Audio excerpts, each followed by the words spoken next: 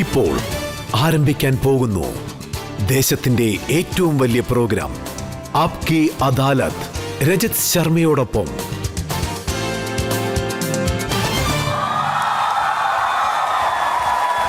നമസ്കാരം. Thank you.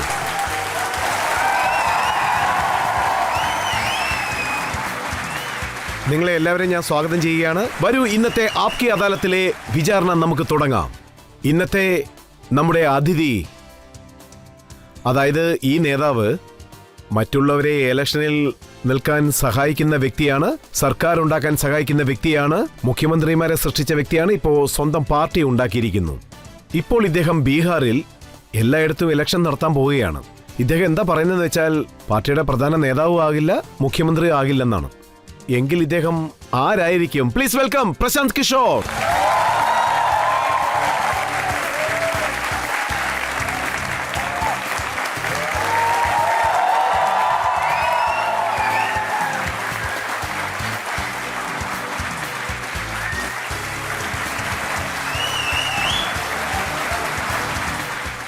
അതുമാത്രമല്ല, ആപ്കി അദാലത്തിലെ ഇന്നത്തെ നമ്മുടെ ജഡ്ജി വളരെ സ്പെഷ്യലായ വ്യക്തിയാണ്, വളരെ എക്സ്പീരിയൻസ് ആയിട്ടുള്ള ഒരു ജേർണലിസ്റ്റ്.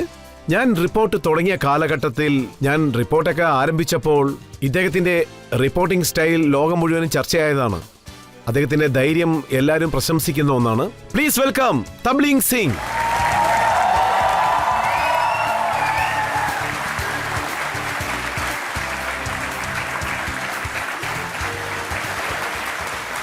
തബ്ലീഗ് സിംഗിനെ കുറിച്ച് ഞാൻ മറ്റൊരു കാര്യം കൂടി പറയാം. മാഡത്തിനോടൊപ്പം പോയി ഞാൻ പല ആപത്തുള്ള സ്ഥലങ്ങളിലും റിപ്പോർട്ടൊക്കെ ചെയ്തിട്ടുണ്ട്. മാഡത്തിനെ ഡെയർ ഡെവിൾ റിപ്പോർട്ടർ എന്നൊക്കെ വിളിക്കാറുണ്ട്. പല കാര്യങ്ങളും ഞാൻ ഇവിടെ നിന്നാണ് പഠിച്ചത്. അതുമാത്രമല്ല, 30 വർഷങ്ങൾക്ക് മുൻപ് ആപ്കി അദാലത്ത് ഷോ നടത്തിയപ്പോൾ മാഡമായിരുന്നു അന്നത്തെ ജഡ്ജി. അതിനുശേഷം ഇന്നാണ് വന്നിരിക്കുന്നത്. വളരെ സന്തോഷം.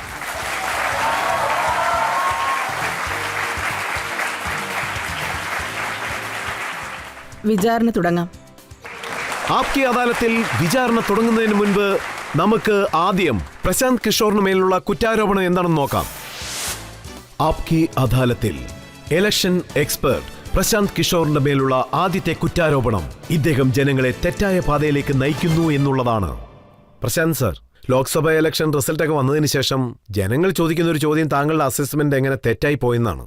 അതായത് 40-50 സീറ്റ് എങ്ങനെ കുറഞ്ഞു പോയെന്ന്. അപ്പോൾ ഞാൻ പറഞ്ഞു, പ്രശാന്ത് കിഷോർ സാറിനെ ഞാൻ വിശ്വസിച്ചു പോയത്. അതുകൊണ്ട് ജനങ്ങൾ താങ്കളെ ആപ്കി അദാലത്തിലേക്ക് വിളിക്കാൻ പറഞ്ഞു. അതിനാണ് വിളിച്ചത്. താങ്കൾ തന്നെ പറയൂ. അത് ശരിയായ കാര്യമാണ്. ശരിക്കും ലോക്സഭാ തെരഞ്ഞെടുപ്പ് വളരെ വലിയൊരു തെരഞ്ഞെടുപ്പ് തന്നെയാണ്. മോദിജി നാടിന്റെ പ്രധാനമന്ത്രിയാണെങ്കിൽ ജനങ്ങൾ ഉറപ്പായും അതിനെപ്പറ്റി ചോദിക്കും. അതിനെക്കുറിച്ച് എന്റെ അസസ്മെന്റ് എന്താണെന്ന് വെച്ചാൽ, ഞാൻ 5-6 പ്രധാനപ്പെട്ട കാര്യങ്ങളാണ് അന്ന് പറഞ്ഞത്. ഞാൻ ആദ്യം പറഞ്ഞ കാര്യം എന്താണെന്ന് വെച്ചാൽ, തിരഞ്ഞെടുപ്പിനെ കുറിച്ചുള്ള തീരുമാനം എന്താണെങ്കിലും ശരി, അത് മോറലെസ് ആണെങ്കിലും BJP ഉറപ്പായിട്ടും തിരിച്ചു വരും. ഇന്ത്യ മുന്നണി കൂട്ടവും പറഞ്ഞത് മോദിജി തന്നെ തിരിച്ചു വരുമെന്നാണ്. രണ്ടാമത് ഞാൻ പറഞ്ഞ കാര്യം, തുടക്കം മുതൽക്കേ BJPയുടെ വോട്ട് ഷെയർ എന്തുമാത്രമുണ്ടോ മോറോർലെസ് അത് അങ്ങനെ തന്നെ ഉണ്ടാവും, കൂടുകയുള്ളൂ, അത് കുറയുകയില്ല. അതായത് തിരഞ്ഞെടുപ്പിന്റെ തീരുമാനം വന്നപ്പോൾ അതിൽ 36% വോട്ടുകൾ സ്ഥിരമായിരുന്നു. 0.7% പോയ ഇലക്ഷനെക്കാട്ടിലും കുറവായിരുന്നു 2019 വെച്ച് നോക്കുമ്പോൾ. മൂന്നാമത്തെ കാര്യം, അവർക്ക് 300 സീറ്റ് കിട്ടുമെന്നാണ് പറഞ്ഞിരുന്നത്. പക്ഷേ 240 ലഭിച്ചുള്ളൂ. എന്റെ കണക്കൂട്ടൽ ചെറുതായിട്ടൊന്ന് തെറ്റി.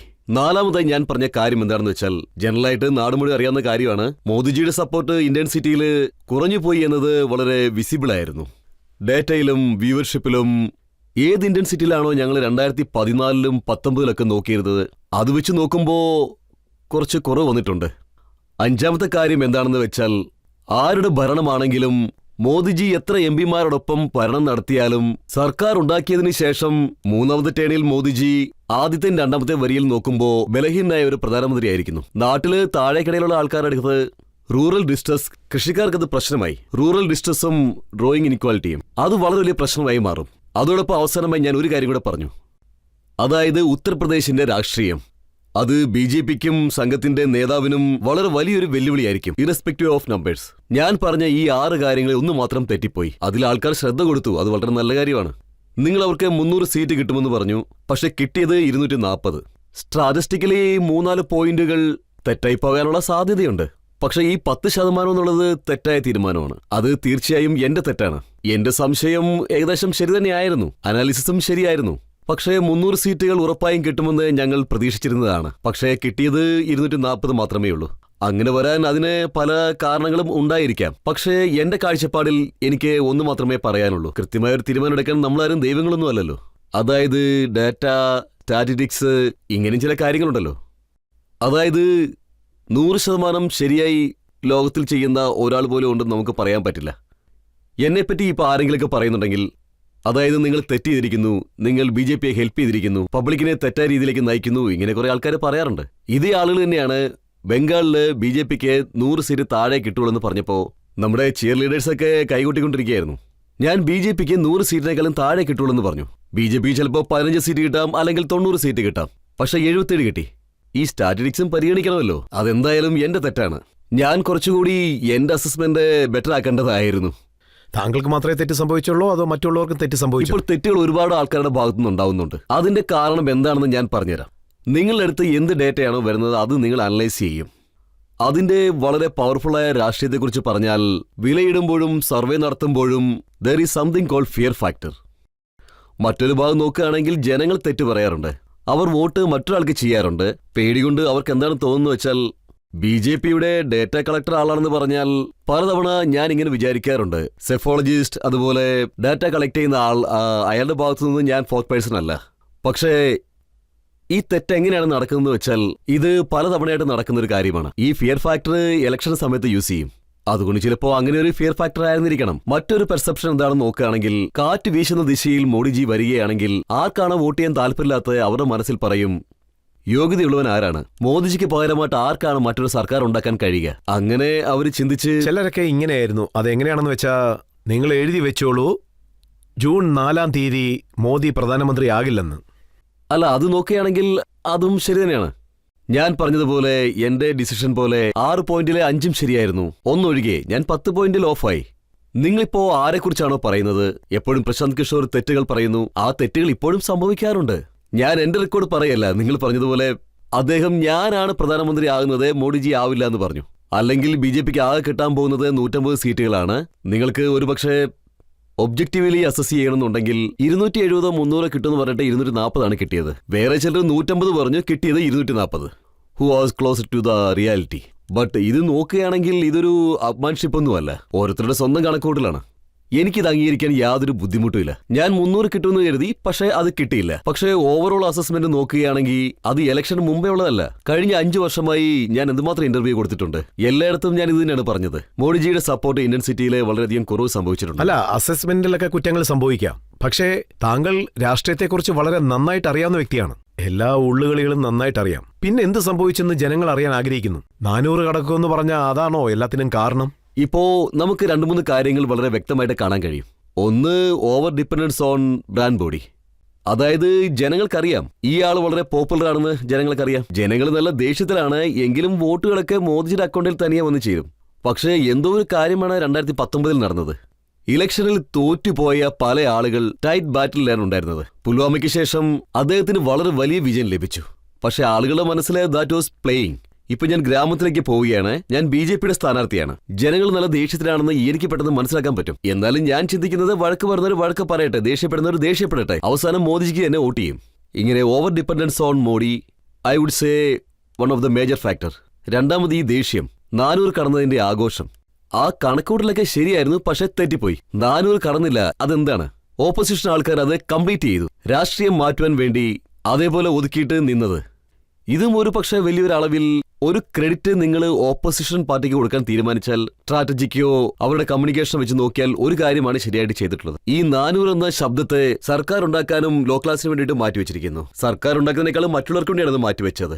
അത് സമൂഹത്തിലെ ഹൈ ക്ലാസിന് തോന്നിയത് എന്താണെന്ന് വെച്ചാൽ, അവർക്കുള്ള ഇടം നമ്മൾ കൊടുക്കണം. പക്ഷെ അത് എന്തുമാത്രം അളവിൽ കൊടുക്കണം എന്നുള്ളത്, അത് ഈ ക്യാമ്പയിൻ ഒരു 400 കടക്കുകയാണെങ്കിൽ റിസർവേഷൻ നഷ്ടപ്പെടും, ഭരണഘടന ഇല്ലാതെയാകും, ബാബാ സാഹേബ് അംബേദ്കർ പറഞ്ഞതെല്ലാം ഇല്ലാതെയാകും. ഇതിന്റെ ഒരു പ്രതിഫലനം ഉണ്ടായിരുന്നു, വളരെ കൂടുതലായിരുന്നു. അതിനെക്കുറിച്ച് ഒരു എതിർ പാർട്ടിയും വളരെ വലിയ ക്യാമ്പയിൻ ഒന്നും നടത്തിയായിട്ട് എനിക്കറിയില്ല. 400 എന്ന വാക്ക് അവർ പറഞ്ഞത് കൊണ്ടാണ് ഇങ്ങനെയൊക്കെ സംഭവിച്ചത്. അപ്പോ BJPയുടെ ചില നേതാക്കൾ അവര് പറഞ്ഞെന്താണെന്ന് വെച്ചാൽ, നമുക്കും ഉറപ്പായിട്ട് 400 കിട്ടണം, രാഷ്ട്രീയ നിയമമായി മാറ്റണം, പുതിയ നിയമം ഉണ്ടാക്കണം, വിത്തൗട്ട് റിയലൈസി.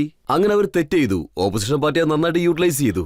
അതായത് കൗണ്ടർ നോക്കുകയാണെങ്കിൽ ആ പ്രാവശ്യം മോദിജിയുടെ സ്പീച്ച് എല്ലാം എങ്ങനെയായിരുന്നു വെച്ചാ, മുസ്ലിം, മട്ടൻ, മുജ്ര, മാംഗല്യ സൂത്രം, ഇതെല്ലാം തിരികെ കയറ്റി. അതെന്താണെന്ന് നോക്കിയാൽ പ്രൈം മിനിസ്റ്റർ രാജസ്ഥാനിൽ പ്രസംഗിക്കാൻ പോയ സമയത്ത് അതിന് തുടക്കത്തിൽ തന്നെ ആ സമയത്ത് BJPയുടെ കോർ സപ്പോർട്ടായിരുന്ന ആൾക്കാർ, അതായത് മോഡിജിയുടെ ഫാൻ, മോഡിജിയുടെ വോട്ടേഴ്സ് ആയിരിക്കുന്ന ആൾക്കാർ, അവർക്കും പ്രധാനമന്ത്രി അങ്ങനെ പറഞ്ഞത് തീരെ ഇഷ്ടപ്പെട്ടിരുന്നില്ല. ഇതൊരു പ്രധാനമന്ത്രി പറയേണ്ട വാക്കുകളല്ല എന്നാണ് പറഞ്ഞത്. എനിക്ക് തോന്നിയത് എന്താണെന്ന് വെച്ചാൽ അത് വളരെ പഴയ ഒരു ശൈലിയായിരുന്നു. അതോടൊപ്പം അദ്ദേഹം 10 വർഷങ്ങളായിട്ടുണ്ടാക്കിയെടുത്ത ചിത്രങ്ങൾ നിങ്ങൾ നോക്കുകയാണെങ്കിൽ അതുമായിട്ട് ഇത് മാച്ച് ആവില്ല. എനിക്ക് തോന്നിയത് എന്താണെന്ന് വെച്ചാൽ കേരള ഗാൽവനൈസ് ചെയ്യുന്നത് വിട്ടിട്ട് ഇനിയും ഡിസപ്പോയിന്റ്മെന്റ് ചെയ്ത് പലയിടങ്ങളിൽ അത് വളരെ പാനിക്കായി മാറി. ജനങ്ങളുടെ ഇടയ്ക്ക് ഇങ്ങനെയൊരു സംസാരം ഉണ്ടായി, ഇദ്ദേഹം തോറ്റുപോകും, ബാക്ക് ഫുട്ടിലാണുള്ളത്, അതുകൊണ്ടാണ് ഇങ്ങനെയൊക്കെ പറയുന്നതെന്ന്. ഉത്തർപ്രദേശിലാണ് കൂടുതൽ ക്ഷതം സംഭവിച്ചത്. അവിടെയാണ് കൂടുതൽ അളവിൽ പ്രതീക്ഷിച്ചത്. സോ എല്ലാവരും എന്താ പറയുന്നതെന്ന് വെച്ചാ അമിത് ഷായ്ക്കും യോഗി ആദിത്യനാഥിനും എന്തോ പ്രശ്നമുണ്ടായിരുന്നു, അതുകൊണ്ടാണ് ഇങ്ങനെ സംഭവിച്ചതെന്ന് പറയുന്നു. താങ്കൾ പറഞ്ഞതുപോലെ അതൊരു വലിയ തർക്കമാണെന്നൊന്നും എനിക്ക് തോന്നുന്നില്ല. ഒരുപക്ഷെ അതൊരു വൈഡർ പ്രോസ്പെക്റ്റിൽ നോക്കുകയാണെങ്കിൽ നിങ്ങളോട് ഞാനൊരു എക്സാമ്പിൾ പറഞ്ഞുതരാം. 2009 ഇലക്ഷൻ നടന്ന കാര്യമാണ്. ഈ മോദിജി, അതായത് ലോക്സഭാ തെരഞ്ഞെടുപ്പിൽ ഒരു പുതിയ മുഖമായിട്ട് മോദിജി ഉയർന്നു വന്നു. അപ്പോൾ അദ്വാനിയായിരുന്നു BJP ലീഡറായിരുന്നത്. ആ സമയത്ത് BJP ഗുജറാത്തിൽ 2009 ഇലക്ഷന് വലിയ വിജയമൊന്നും നേടിയിരുന്നില്ല. അതിനുശേഷം 2011 അവരുടെ പ്രവൃത്തി തുടങ്ങിയപ്പോൾ ഗുജറാത്തിൽ ഞാൻ ഒരുപാട് ജോലികൾ ചെയ്യാൻ തുടങ്ങി. 2009 മോഡിജി ക്യാമ്പയിനിങ്ങിൽ ഇൻചാർജ് ആയിരുന്നു. അദ്വാനിയാണ് പ്രധാനമന്ത്രി ആകേണ്ടിയിരുന്നത്. എന്നിട്ടും എന്തുകൊണ്ടാണ് വിജയം ലഭിച്ചില്ല? അപ്പോ മോഡിജി ക്യാമ്പയിനിങ്ങിൽ വന്ന് സപ്പോർട്ടൈസ് ചെയ്തെന്ന് പറയാൻ പറ്റില്ല. ജനങ്ങളെയും അവർ സപ്പോർട്ടൈസ് ചെയ്തില്ല. പക്ഷേ മോദിജിയുടെ സപ്പോർട്ടേഴ്സ് ഉണ്ടല്ലോ, ഏതെങ്കിലും ഒരു മുറിൽ അവർക്കും ഏതെങ്കിലും ഒരു കാര്യം തോന്നിയിട്ടുണ്ടാവും അല്ലേ? ഒരു പക്ഷെ അദ്വാനി ജയിക്കുകയാണെങ്കിൽ നമ്മളുടെ നേതാവ് മോദിജി അവിടെ ലക്ഷ്യം നേടാൻ ലേറ്റ് ആകുമെന്ന് അവർക്ക് തോന്നിയിരിക്കാം. അത് കാരണമായിരിക്കും UP-ൽ ഇങ്ങനെ നടന്നെന്നാണ് എനിക്ക് തോന്നുന്നത്. അതായത് ഒരുപാട് ആൾക്കാർക്ക് എന്താണ് തോന്നിയെന്ന് വെച്ചാൽ മോദിജിയും അമിത്ഷായും വലിയ വിജയത്തോടെ തിരിച്ചു വന്നാൽ അതിനുശേഷം യോഗിജിയുടെ സ്ഥാനത്തിന് കാര്യമായി എന്തെങ്കിലും അപകടം സംഭവിച്ചേക്കാം. ഇതുപോലുള്ള പല കാര്യങ്ങളും ഇങ്ങനെ ഗ്രാമത്തിൽ അരവിന്ദ് കെജ്രിവാൾ പബ്ലിക്കായിട്ട് പറഞ്ഞത്. അതെ, ഇതേ കാര്യം അരവിന്ദ് കെജ്രിവാൾ പബ്ലിക്കായിട്ട് പറഞ്ഞിരുന്നു. രാഷ്ട്രീയപരമായി അത് വളരെയധികം ചലനം ഉണ്ടാക്കിയിരുന്നു. അതെന്താണെന്ന് വെച്ചാൽ ഇപ്പോൾ നമ്മുടെ ഗ്രാമത്തിലൊക്കെ നോക്കിയാൽ കാണാൻ പറ്റും. ഞാൻ ബീഹാറിൽ ജനിച്ച ആളാണ്. എന്നോട് ഒരുപാട് പേര് ചോദിക്കാറുണ്ട്, പ്രശാന്ത് സാർ നിങ്ങൾ അദ്ദേഹത്തോടൊപ്പം ജോലി ചെയ്യുന്ന ആളല്ലേ എന്ന്. ഞങ്ങളുടെ കാര്യം ചോദിക്കട്ടെ, 400 സീറ്റ് കിട്ടുകയാണെങ്കിൽ നിങ്ങൾ യോഗിജിയെ തൂക്കിയെറിയുമെന്ന്. ഈ കാര്യങ്ങളൊക്കെ നോക്കുമ്പോൾ ജനങ്ങളുടെ ഇടയ്ക്ക് ഈ കാര്യങ്ങളൊക്കെ അദ്ദേഹത്തിന്റെ സപ്പോർട്ടേഴ്സിന്, അതായത് യോഗിജി നേരിട്ട് പോയിട്ട് BJPയുടെ കാൻഡിഡേറ്റിനെ തോൽപ്പിക്കണമെന്ന് ഒരിക്കലും പറയില്ല. എനിക്കതൊന്നും അറിയില്ല, ഞാനതുമായിട്ട് യാതൊരു ബന്ധവുമില്ല. പക്ഷെ പബ്ലിക്കിനിടയിൽ ഈ കാര്യം സംസാരിക്കാൻ സാധ്യതയുണ്ട്. യോഗിയുടെ സപ്പോർട്ടേഴ്സ് ഒരുപക്ഷെ വലിയ വിജയത്തോടെ, ശക്തമായ വിജയത്തോടെ മോഡിയും അമിത്ഷായും തിരിച്ചു വരികയാണെങ്കിൽ യോഗിജി നമ്മുടെ ലീഡർക്ക് വലിയ പ്രശ്നം ഉണ്ടാവാൻ സാധ്യതയുണ്ട്. അതുകൊണ്ട് നോക്കി വോട്ട് ചെയ്യണമെന്ന് പറഞ്ഞിരുന്നു. ഇവിടെ വലിയൊരു ചോദ്യം എന്താണെന്ന് വെച്ചാൽ അയോധ്യയിലെ സീറ്റ്, അവിടെയാണ് രാമക്ഷേത്രം നിർമ്മിച്ചത്. രാജ്യത്ത് വലിയൊരു അലതന സൃഷ്ടിച്ചു. അവിടെയാണ് BJPയുടെ കാൻഡിഡേറ്റ് തോറ്റുപോയത്. നിങ്ങളെന്നെ കണ്ടില്ല, അയോധ്യയിൽ ഒരു സീറ്റും ഇല്ല. അത് അവിടുത്തെ ആളുകളുടെ തീരുമാനമാണ്. അയോധ്യയിൽ നിന്ന് ഒരു സീറ്റും കിട്ടിയില്ല. അതു പിന്നെ സീറ്റ് എന്ന് പറയുമ്പോൾ ഫരീദാബാദാണ്. അയോധ്യ അവിടെയുണ്ട്. അത് സിംബോളിക്കായ വലിയൊരു സെറ്റ് ബാക്ക് ആണെന്ന് പറയാം. അതാണ് കാര്യം. അവിടുത്തെ കാൻഡിഡേറ്റ് ലല്ലു സിംഗ് ആണ്. He was the first one two say 400 വന്ന രാഷ്ട്രീയ നിയമങ്ങൾ തന്നെ മാറുമെന്ന്. He was the one of the first leaders who went public. അദ്ദേഹം പറഞ്ഞത് 400 സീറ്റ് എന്തിനാ വേണമെന്ന് ചോദിച്ചാൽ രാഷ്ട്രീയ നിയമങ്ങൾ മാറും, അദ്ദേഹത്തിനെതിരായി മത്സരിക്കുന്നവർ ആദിവാസി സമൂഹങ്ങൾ, ആദ്യം മുതൽ തന്നെ അതുകൊണ്ടായിരിക്കും അദ്ദേഹത്തിന് ഫലം ലഭിച്ചത്. മറ്റൊരു കാര്യം നോക്കുകയാണെങ്കിൽ ഒരുപാട് ഡെവലപ്മെന്റുകൾ, കാര്യങ്ങളിൽ വലിയ ചേഞ്ചസ് കൊണ്ടുവരും. സമൂഹത്തിന്റെ പകുതി അത് നന്നായിട്ട് തന്നെ ബാധിക്കുകയും ചെയ്യും. വിനോദ് മേത്ത, പത്രപ്രവർത്തകൻ, അദ്ദേഹത്തിന്റെ അടുത്ത് ഞാൻ ഒരിക്കലും ചോദിച്ചു, അതായത് സഞ്ജയ് ഗാന്ധിയുടെ കാലത്ത് ഇങ്ങനെ ഈ സ്ലംസ് ഒക്കെ പോകുമ്പോൾ ഫീഡ്ബാക്കുകളൊന്നും ഉണ്ടാവാറില്ല എന്ന്. അപ്പോൾ അദ്ദേഹം പറഞ്ഞത് ഇതിൽ രസകരമായ കാര്യം എന്താണെന്ന് വെച്ചാൽ ഈ വിഷയം അവരെ ബാധിക്കും. അതിന് അദ്ദേഹം പറഞ്ഞ എന്താണെന്ന് വെച്ചാൽ, ഞാൻ നല്ല കാര്യമല്ലേ ചെയ്യുന്നത്, ഞാൻ നിങ്ങളെ സ്ലമ്മിൽ നിന്ന് മാറ്റി ഒരു നല്ല സ്ഥലത്തേക്കാണല്ലോ പാർപ്പിക്കുന്നത്, പിന്നെ എന്തിനാണ് നിങ്ങൾ എതിർക്കുന്നത്? ഇവിടെ നടക്കുന്ന ഒരു കാര്യം എന്താണെന്ന് വെച്ചാൽ അയോധ്യയിൽ റോഡ് ഉണ്ടാക്കാൻ വേണ്ടിയിട്ട് അവിടുന്ന് കുടിയൊഴിപ്പിച്ചാൽ, അവരെ ഷിഫ്റ്റ് ചെയ്താൽ അതിപ്പോൾ ഒരു ട്രാൻസിഷണൽ ഫേസ് ആണ്. അതിപ്പോൾ ആർക്കാണ് നഷ്ടം സംഭവിച്ചത് നേരത്തെ നടന്നിട്ടുള്ളതാണ്. നിങ്ങൾ ക്ഷേത്രം ഉണ്ടാക്കിയതുകൊണ്ട് 10,000 പേരുടെ ജീവിത വ്യവസ്ഥിതിയെയും അല്ലെങ്കിൽ വീടുകൾ നഷ്ടപ്പെടുന്നത് ഒരു വലിയ സംഭവം തന്നെയാണല്ലോ. അപ്പോൾ അഖിലേഷ് യാദവ് ജാതിയുടെ അടിസ്ഥാനത്തിൽ നഗരത്തിനെ രണ്ടാക്കിയത് ശരിയെന്നാണോ താങ്കളുടെ അഭിപ്രായം? ജനറൽ സീറ്റിന് SC/STയോട് പ്രശ്നമുണ്ടായിരുന്നു. അല്ല, ഇതെപ്പോഴും നടക്കുന്നത് തന്നെയാണ്. ഈ സമാജ്വാദി പാർട്ടി, അതിൽ പ്രവർത്തിക്കുന്ന അനുയായികൾ കൂടുതലും സമുദായവുമായി ബന്ധപ്പെട്ട ആൾക്കാരാണ്. എനിക്ക് ഉത്തർപ്രദേശിലെ ഈ സമാജ്വാദി പാർട്ടി എങ്ങനെയാണ് ഇവർ ഈ കണക്കൂട്ടലുകളൊക്കെ നടത്തുന്നത്, എങ്ങനെയാണ് കോർഡിനേറ്റ് ചെയ്യുന്നത്, പക്ഷെ തീരുമാനം കാണിക്കുന്നത് ഇതാണ്. അവർ വിജയം നേടിയിരിക്കുന്നു, അതിനവരെ പ്രശംസിച്ചേ മതിയാകൂ. ഏതോ നല്ല കാര്യം ചെയ്തുകൊണ്ടായിരിക്കും ഇത്ര നല്ല സീറ്റ് ലഭിച്ചത്. ഇലക്ഷന് മുൻപ് തന്നെ കേജ്രിവാളെയും ഹേമന്ത് സോറനെയും ജയിലിലിട്ടതുകൊണ്ട് ഒരുപക്ഷെ അതൊരു കാരണമായിരിക്കുമോ? എനിക്ക് അങ്ങനെ തോന്നുന്നില്ല. അങ്ങനെ എന്തെങ്കിലും സംഭവിച്ചതായിട്ട് എനിക്ക് തോന്നുന്നില്ല. ഒരുപക്ഷെ അങ്ങനെ എന്തെങ്കിലും നടക്കുകയാണെങ്കിൽ ജാർഖണ്ഡ് മൊത്തം ക്ലിയർ ആവുമല്ലോ. BJP രാജസ്ഥാനിലാണ് ഫെയിലായത്. BJPക്ക് മഹാരാഷ്ട്രയിലും സീറ്റ് പോയി. ഒരുപക്ഷെ ഹേമന്ത് സോറൻജിയെ അറസ്റ്റ് ചെയ്തതുകൊണ്ട് BJPക്ക് എന്തെങ്കിലും നഷ്ടം സംഭവിച്ചിരുന്നെങ്കിൽ അത് തന്നെ ബീഹാറിലോ ജാർഖണ്ഡിലോ ആണ് നടക്കേണ്ടത്. രാജസ്ഥാനിൽ അതിന് ശേഷമാണ് നടക്കേണ്ടത്. അതുകൊണ്ട് ഞാൻ മനസ്സിലാക്കുന്നത് ഇപ്പോൾ റിസർവേഷന്റെ കാര്യം പറയുകയാണെങ്കിൽ എന്നെ സംബന്ധിച്ച് ബാബാ സാഹേബ് അംബേദ്കർ ഇതെല്ലാം വെച്ചൊരു നറേറ്റീവ് പോയി. പക്ഷേ ബീഹാറിനെ നോക്കുകയാണെങ്കിൽ ജാതി ഒരു പ്രധാനപ്പെട്ട കാര്യം തന്നെയാണ്. അവിടെ എന്തുകൊണ്ടാണ് അതില്ല എന്ന് ചോദിച്ചാൽ ബീഹാറിൽ എല്ലാറ്റിനേക്കാളും വളരെ കൂടുതലാണുള്ളത്. ഈ ലാലു ഫാക്ടർ, അതായത് ലാലു യാദവ് ഫാക്ടർ ഇല്ലേ, ലാലുജി ബീഹാറിന്റെ നേതാവ് മാത്രമല്ല, ഞാൻ നേരത്തെ പറഞ്ഞിട്ടുണ്ട്, ഹീസ് എ ഫിനോമിന. ബീഹാറില് മോഡിയുണ്ട്, നിതീഷുണ്ട്, എല്ലാവരും ഉണ്ട്, ജാതിയുണ്ട്. പക്ഷേ വലിയൊരു ഫാക്ടർ എന്താണെന്ന് വെച്ചാൽ കഴിഞ്ഞ 25 വർഷമായിട്ട് ലാലു യാദവ് ഫിനോമിനയാണ്. ഒന്ന്, ബീഹാറിലുള്ള ഭൂരിപക്ഷം ജനങ്ങളും ലാലു യാദവിന് അനുകൂലമായേ വോട്ട് ചെയ്യുകയുള്ളൂ, അല്ലെങ്കിൽ അദ്ദേഹത്തിന് എതിരായി വോട്ട് ചെയ്യും. അതെന്തായാലും ശരി, അവർക്കെതിരായിട്ടാണ് വോട്ട് ചെയ്യുക. ചില ആൾക്കാർ പറയാറുണ്ട് നിതീഷ് കുമാറിന് 12 സീറ്റ് കിട്ടി, റിവീലായി. അങ്ങനെയൊന്നും നടക്കില്ല. അവര് ലാലു യാദവിനെതിരായിട്ടാണ് മത്സരിച്ചത്. ലാലുവിനെതിരായിട്ട് വോട്ട് ചെയ്യാൻ കഴിയില്ല. കാരണം ജനങ്ങൾ ആ 15 വർഷത്തെ ഭരണം, നിങ്ങളും ഞാനും ഒരുമിച്ച് നാളെ പറ്റ്നയിലും ഡൽഹിയിലും നോയിഡയിലും അതിനെക്കുറിച്ച് പഠിക്കണം, അതിനെക്കുറിച്ചുള്ള കരുത്ത് തെളിയിക്കണം. ഇമാജിൻ ചെയ്ത് നോക്കെ, സമൂഹം അതെല്ലാം സഹിച്ചുകൊണ്ടിരിക്കുകയായിരുന്നു 15 വർഷമായിട്ട്. ഇപ്പൊ അവർക്കൊന്നും അറിയില്ല. അവർ ആഗ്രഹിക്കുന്ന ഒന്ന് മാത്രമേ ഉള്ളൂ, എന്തായാലും ശരി ആ ഭരണം തിരിച്ചു വരാൻ പാടില്ല എന്ന്. അതുകൊണ്ടാണ് അവർ ലാലുവിന് വോട്ട് ചെയ്യാത്തത്. അതുതന്നെയാണ് ഈ ഏറ്റവും വലിയ ഉയർന്ന ഫാക്ടർ എന്ന് പറയുന്നത് ബീഹാറിന്റെ കോണ്ടെക്സിൽ. ഇപ്പോൾ ആർക്കെങ്കിലും ചോദ്യം ചോദിക്കണമെങ്കിൽ ചോദിക്കാം. എന്റെ ചോദ്യം എന്താണെന്നാൽ 2024 ഇലക്ഷൻ തീരുന്നതിന് മുന്നേ നിങ്ങൾ എന്താ പറഞ്ഞിരുന്നെന്നാൽ, അതായത് കോൺഗ്രസ് 3 സീറ്റ്, അതായത് 3 ഫിഗേഴ്സിൽ വരില്ല എന്നായിരുന്നു. അത് എക്സാക്ട്ലി അങ്ങനെ തന്നെ നടന്നു. 99 അത് നിന്നു. എന്ന് വെച്ചാൽ നിങ്ങൾ മുന്നേ തന്നെ കോൺഗ്രസുമായിട്ട് ചർച്ച നടത്തിയിരുന്നു എന്നാണോ? ഇല്ല, അത്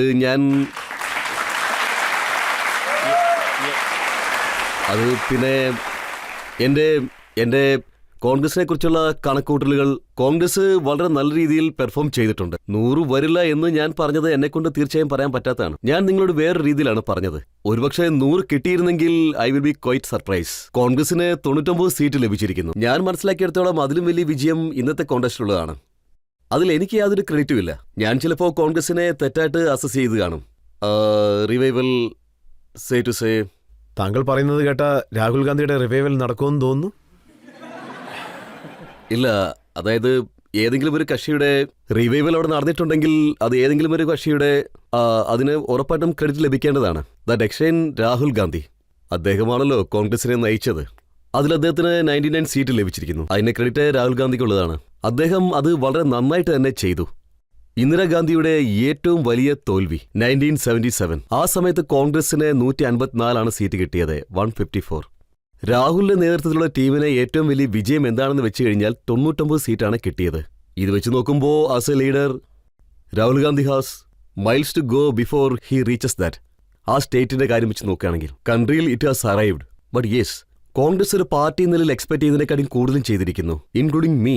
അതുകൊണ്ട് തന്നെ രാഹുൽ ഗാന്ധിയെ നമ്മൾ പ്രശംസിച്ചേ മതിയാകൂ. ഒരാൾ കൂടെ ചോദ്യം ചോദിക്കാം. ഭാവിയെ പറ്റി നിങ്ങൾക്ക് എന്താണ് തോന്നുന്നത് സർ? രാഹുൽ ഗാന്ധി സർ ഇന്ത്യയെ നേർവഴിയിലൂടെ നയിച്ച് പ്രധാനമന്ത്രിയാവുമെന്ന് കരുതുന്നുണ്ടോ സർ? കോൺഗ്രസിന് അദ്ദേഹം ലീഡർ തന്നെയാണ്. അതായത് ഈ ഇലക്ഷനിൽ കോൺഗ്രസ് പാർട്ടിയുടെ ലീഡർ എന്ന നിലയിൽ അദ്ദേഹം വളരെയധികം ചെയ്തു കഴിഞ്ഞിരിക്കുന്നു. പതിയാണ് വന്നതെങ്കിലും അദ്ദേഹം അത് നേടിയിരിക്കുന്നു. അടുത്ത 5 വർഷം മുതൽ 10 വർഷം വരെ രാഹുൽ ഗാന്ധി അല്ലാതെ വേറെ ആരും ഉണ്ടാവാൻ സാധ്യതയുമില്ല. പക്ഷേ രാജ്യത്തിന്റെ പ്രധാനമന്ത്രി ആകുമോ ഇല്ലയോ എന്നുള്ള കാര്യം അത് പറയാൻ പറ്റില്ല. ഇനിയും അതിനുള്ള കാലം ഉണ്ട്, ഒരുപാട് സമയമുണ്ട്. 99 ഇപ്പൊ കിട്ടിയിരിക്കുന്നത്. പക്ഷെ അതേപോലെ തന്നെ 250, 260 എന്നുള്ളത് വേറെ കാര്യമാണ്. പ്രശാന്ത് സാർ, ഒരു ചെറിയ ബ്രേക്ക് എടുക്കാം. ബ്രേക്കിന് ശേഷം പ്രശാന്ത് സാറിന്റെ മേലുള്ള ചോദ്യങ്ങളും അതിനുള്ള ഉത്തരവും തുടരുന്നതായിരിക്കും. സാർ, എന്റെ അച്ഛൻ ജീവിതത്തിൽ എനിക്കൊരു നല്ല കാര്യം പറഞ്ഞു തന്നിട്ടുണ്ട്. ഒന്നും ചെയ്യാത്ത ആൾക്കാരാണ് ഇങ്ങനെ വിമർശിച്ചുകൊണ്ടിരിക്കുന്നതെന്നാണ് പറഞ്ഞത്. അതുകൊണ്ട് നിങ്ങൾക്ക് ആ ജഡ്ജ്മെന്റ് ഇല്ല. Welcome back. ആപ്കി അദാലത്തിൽ ഇന്ന് നമ്മൾ വിചാരണ നടത്തിക്കൊണ്ടിരിക്കുകയാണ്. അത് രാഷ്ട്രീയ നിരീക്ഷകനായ പ്രശാന്ത് കിഷോറിനോടൊപ്പമാണ്. ആപ്കി അദാലത്തിലെ അടുത്ത കുറ്റാരോപണം. ആപ്കി അദാലത്തിൽ ഇലക്ഷൻ എക്സ്പേർട്ട് പ്രശാന്ത് കിഷോറിന് മേലുള്ള മറ്റൊരു കുറ്റാരോപണം ഇദ്ദേഹം നേതാക്കന്മാരെ തെറ്റായ പാതയിലേക്ക് കൂട്ടിക്കൊണ്ടു പോകുന്നു എന്നുള്ളതാണ്. താങ്കൾ ഇലക്ഷനിൽ എപ്പോൾ മുതലാണ് ഈ ഡേറ്റ അനാലിസിസ്, ഡിജിറ്റൽ ഡേറ്റ ഇവയെല്ലാം ഉപയോഗപ്പെടുത്താൻ തുടങ്ങിയത്? എല്ലാ രാഷ്ട്രീയക്കാരും ഇപ്പോൾ അതുതന്നെയാണ് ചെയ്യുന്നത്. താങ്കൾ യാത്രയെല്ലാം പറഞ്ഞു വിട്ടു. എന്താ സംഭവിക്കുന്നതെന്ന് ആരോടെങ്കിലും ചോദിച്ചാ സർവേ ചെയ്യുകയാണെന്ന് പറയും. ശരി, ഏത് വെച്ചാണ് സർവേ ചെയ്തതെന്ന് ചോദിച്ചാൽ പ്രശാന്ത് സാറിന്റെ ഒരാൾ കൂടെ ഉണ്ടെന്ന് പറയും. അദ്ദേഹത്തിനൊപ്പം പ്രവർത്തിക്കുന്ന ആളാണെന്ന് എല്ലാവരും അങ്ങനെയാണ് പറയുന്നത്. ഉണ്ട്, 20,000 മേലുള്ള കുട്ടികളുണ്ട്. അവര് ഏതോ ഒരു വിധത്തിൽ ഈ ഡൊമൈനിൽ ബന്ധപ്പെട്ടിരിക്കുന്നു. ഞങ്ങളിത് 2011 ആരംഭിച്ചപ്പോൾ ഞങ്ങൾക്കൊരു ഐഡിയ ഉണ്ടായിരുന്നില്ല ഇതൊരു ഡൊമൈനായി മാറുമെന്ന്. പതിയെ പതിയെ അതിങ്ങനെ വലുതായി മാറിക്കൊണ്ടിരുന്നു. പ്രധാന തെരഞ്ഞെടുപ്പിൽ നിൽക്കുന്ന ആൾക്കാർ പോലും പ്രൊഫഷണൽ എക്സ്പേർട്സ് അല്ലെങ്കിൽ പ്രൊഫഷണൽ സപ്പോർട്ടേഴ്സ് കാര്യങ്ങളൊക്കെ മനസ്സിലാക്കിയിരിക്കുന്നു. കാരണം നിങ്ങളിപ്പോൾ കാണിച്ചതുപോലെ ഇലക്ഷനിൽ പല പല കക്ഷികൾ നേതാക്കന്മാർക്ക്, അതായത് പബ്ലിക് എന്താണ് വിചാരിക്കുന്നത് വെച്ചാൽ പ്രൊഫഷണൽ സപ്പോർട്ട് കൊണ്ട് ഇനിയും ബെറ്റർ ആകുമെന്ന് കരുതുന്നു. എന്ത് കാര്യം കൊണ്ടാണ് ജനങ്ങൾക്ക് നല്ലത് ലഭിക്കുന്നത് അത് ജനങ്ങൾ വീണ്ടും പിന്തുടർന്നുകൊണ്ടേയിരിക്കും. ഇതിൽ ജോലി ചെയ്യുന്ന ആൾക്കാർക്ക് സ്കൂളോ ഡിഗ്രിയോ അങ്ങനെ ഒന്നും തന്നെയില്ല. അതിൽ ആരൊക്കെ പ്രശാന്ത് കിഷോറോടൊപ്പം ജോലി ചെയ്യുന്നോ അവർ CV എഴുതും പ്രശാന്തിനോടൊപ്പം ജോലി ചെയ്തെന്ന്. അതുകൊണ്ട് പല ആൾക്കാർക്കും ജോലി ലഭിച്ചത് എനിക്ക് സന്തോഷമുള്ള കാര്യമാണ്. ഈ പ്രവൃത്തി മുഖേന പലർക്കും നഷ്ടവും സംഭവിക്കാറുണ്ട്. അല്ല, അതിപ്പോ നോക്കുകയാണെങ്കിൽ ഒരുപക്ഷെ ഏതെങ്കിലും ഡോക്ടർ ട്രീറ്റ്മെന്റ് കഴിഞ്ഞതിന് ശേഷം ആ രോഗി മരിച്ചു പോയിട്ടുണ്ടെങ്കിൽ നിങ്ങൾക്കൊരിക്കലും മെഡിക്കൽ കോളേജിനെ കുറ്റം പറയാൻ പറ്റില്ലല്ലോ. അത് ശരിയല്ലല്ലോ. പക്ഷേ ഈ സയൻസ് എത്രത്തോളം കൃത്യതയുള്ളതായിരിക്കും? ഞങ്ങൾ പല എക്സിറ്റ് പോളുകളും കണ്ടു, പലതും തെറ്റായിരുന്നു. അത് പറയുകയാണെങ്കിൽ ഞാൻ ഒരു പോസ്റ്റർ ഒന്നുമല്ല. ഞങ്ങൾ ചെയ്യുന്നതൊന്നും പോസ്റ്റർ അല്ല. രണ്ടാമത്തെ കാര്യം പറയുകയാണെങ്കിൽ ഞാൻ കഴിഞ്ഞ 10 വർഷമായിട്ട് പറയുന്നതാണ്, വി ആർ ഹൈലി ഓവറേറ്റഡ്. ഏതൊരു പ്രൊഫഷണൽ സപ്പോർട്ടിനും ഒരാളെ ഇലക്ഷനിൽ ജയിപ്പിക്കാനോ തോൽപ്പിക്കാനോ കഴിയില്ല. ലീഡറാണ് ഇലക്ഷനിൽ വിജയം നേടുന്നത്. പാർട്ടി വിജയിക്കുന്നു, ഒരുപാട് അനുയായികളുടെ പ്രവർത്തനം വിജയിക്കുന്നു, ജനങ്ങളുടെ വോട്ട് കൊണ്ട് വിജയിക്കുന്നു. ഞങ്ങളുടെ പ്രൊഫഷണൽസ് ആ വിഷയം ഓർഗനൈസ് ചെയ്യുന്നത് കൊണ്ട് കുറച്ച് സഹായം ലഭിക്കുന്നതേ ഉള്ളൂ. ഒരുപക്ഷെ നിങ്ങൾക്ക് ഓപ്പറേഷൻ ആവശ്യമായിട്ട് വന്നാൽ, ഓപ്പറേഷൻ തിയേറ്റർ ആവശ്യമായിട്ട് വന്നാൽ ഡോക്ടർ ബെറ്റർ ആയിരിക്കണം. ഒരുപക്ഷെ നിങ്ങളുടെ കൂടെ അസിസ്റ്റൻസ് ആരും ഇല്ലെങ്കിൽ, നിങ്ങൾ വലിയൊരു സർജൻ ആണെങ്കിലും നല്ലൊരു സർജൻ ആണെങ്കിൽ പോലും ഒരു ഓപ്പറേഷൻ തിയേറ്ററിൽ നിങ്ങൾ നല്ലപോലെ ജോലി ചെയ്താൽ പോലും എന്തെങ്കിലും തെറ്റ് സംഭവിക്കാൻ സാധ്യതയുണ്ട്. നിങ്ങളുടെ സപ്പോർട്ട് സിസ്റ്റം വളരെ നല്ലതാണെങ്കിൽ so you would be able to deliver things better. So നിങ്ങൾ ആദ്യം ആ ക്രെഡിറ്റ്സ് കൊടുക്കേണ്ട ആവശ്യമില്ല. ആരായാലും, പ്രശാന്ത് കിഷോർ അല്ല, അതാരായാലും പുതിയതായിട്ട് ആരെങ്കിലും ജയിപ്പിച്ചാലും തോൽപ്പിച്ചാലും and best on the margin league things little bit of the efficiency in the whole. പക്ഷേ ഇവിടെ തലകീഴായിട്ട് മാറി. അതായത് എക്സിറ്റ് പോൾ നടത്തിയവർ തെറ്റ് ചെയ്തു, പക്ഷെ കുറ്റം മുഴുവനും ഞങ്ങൾക്കും. താങ്കളുടെ മുകളിലോ?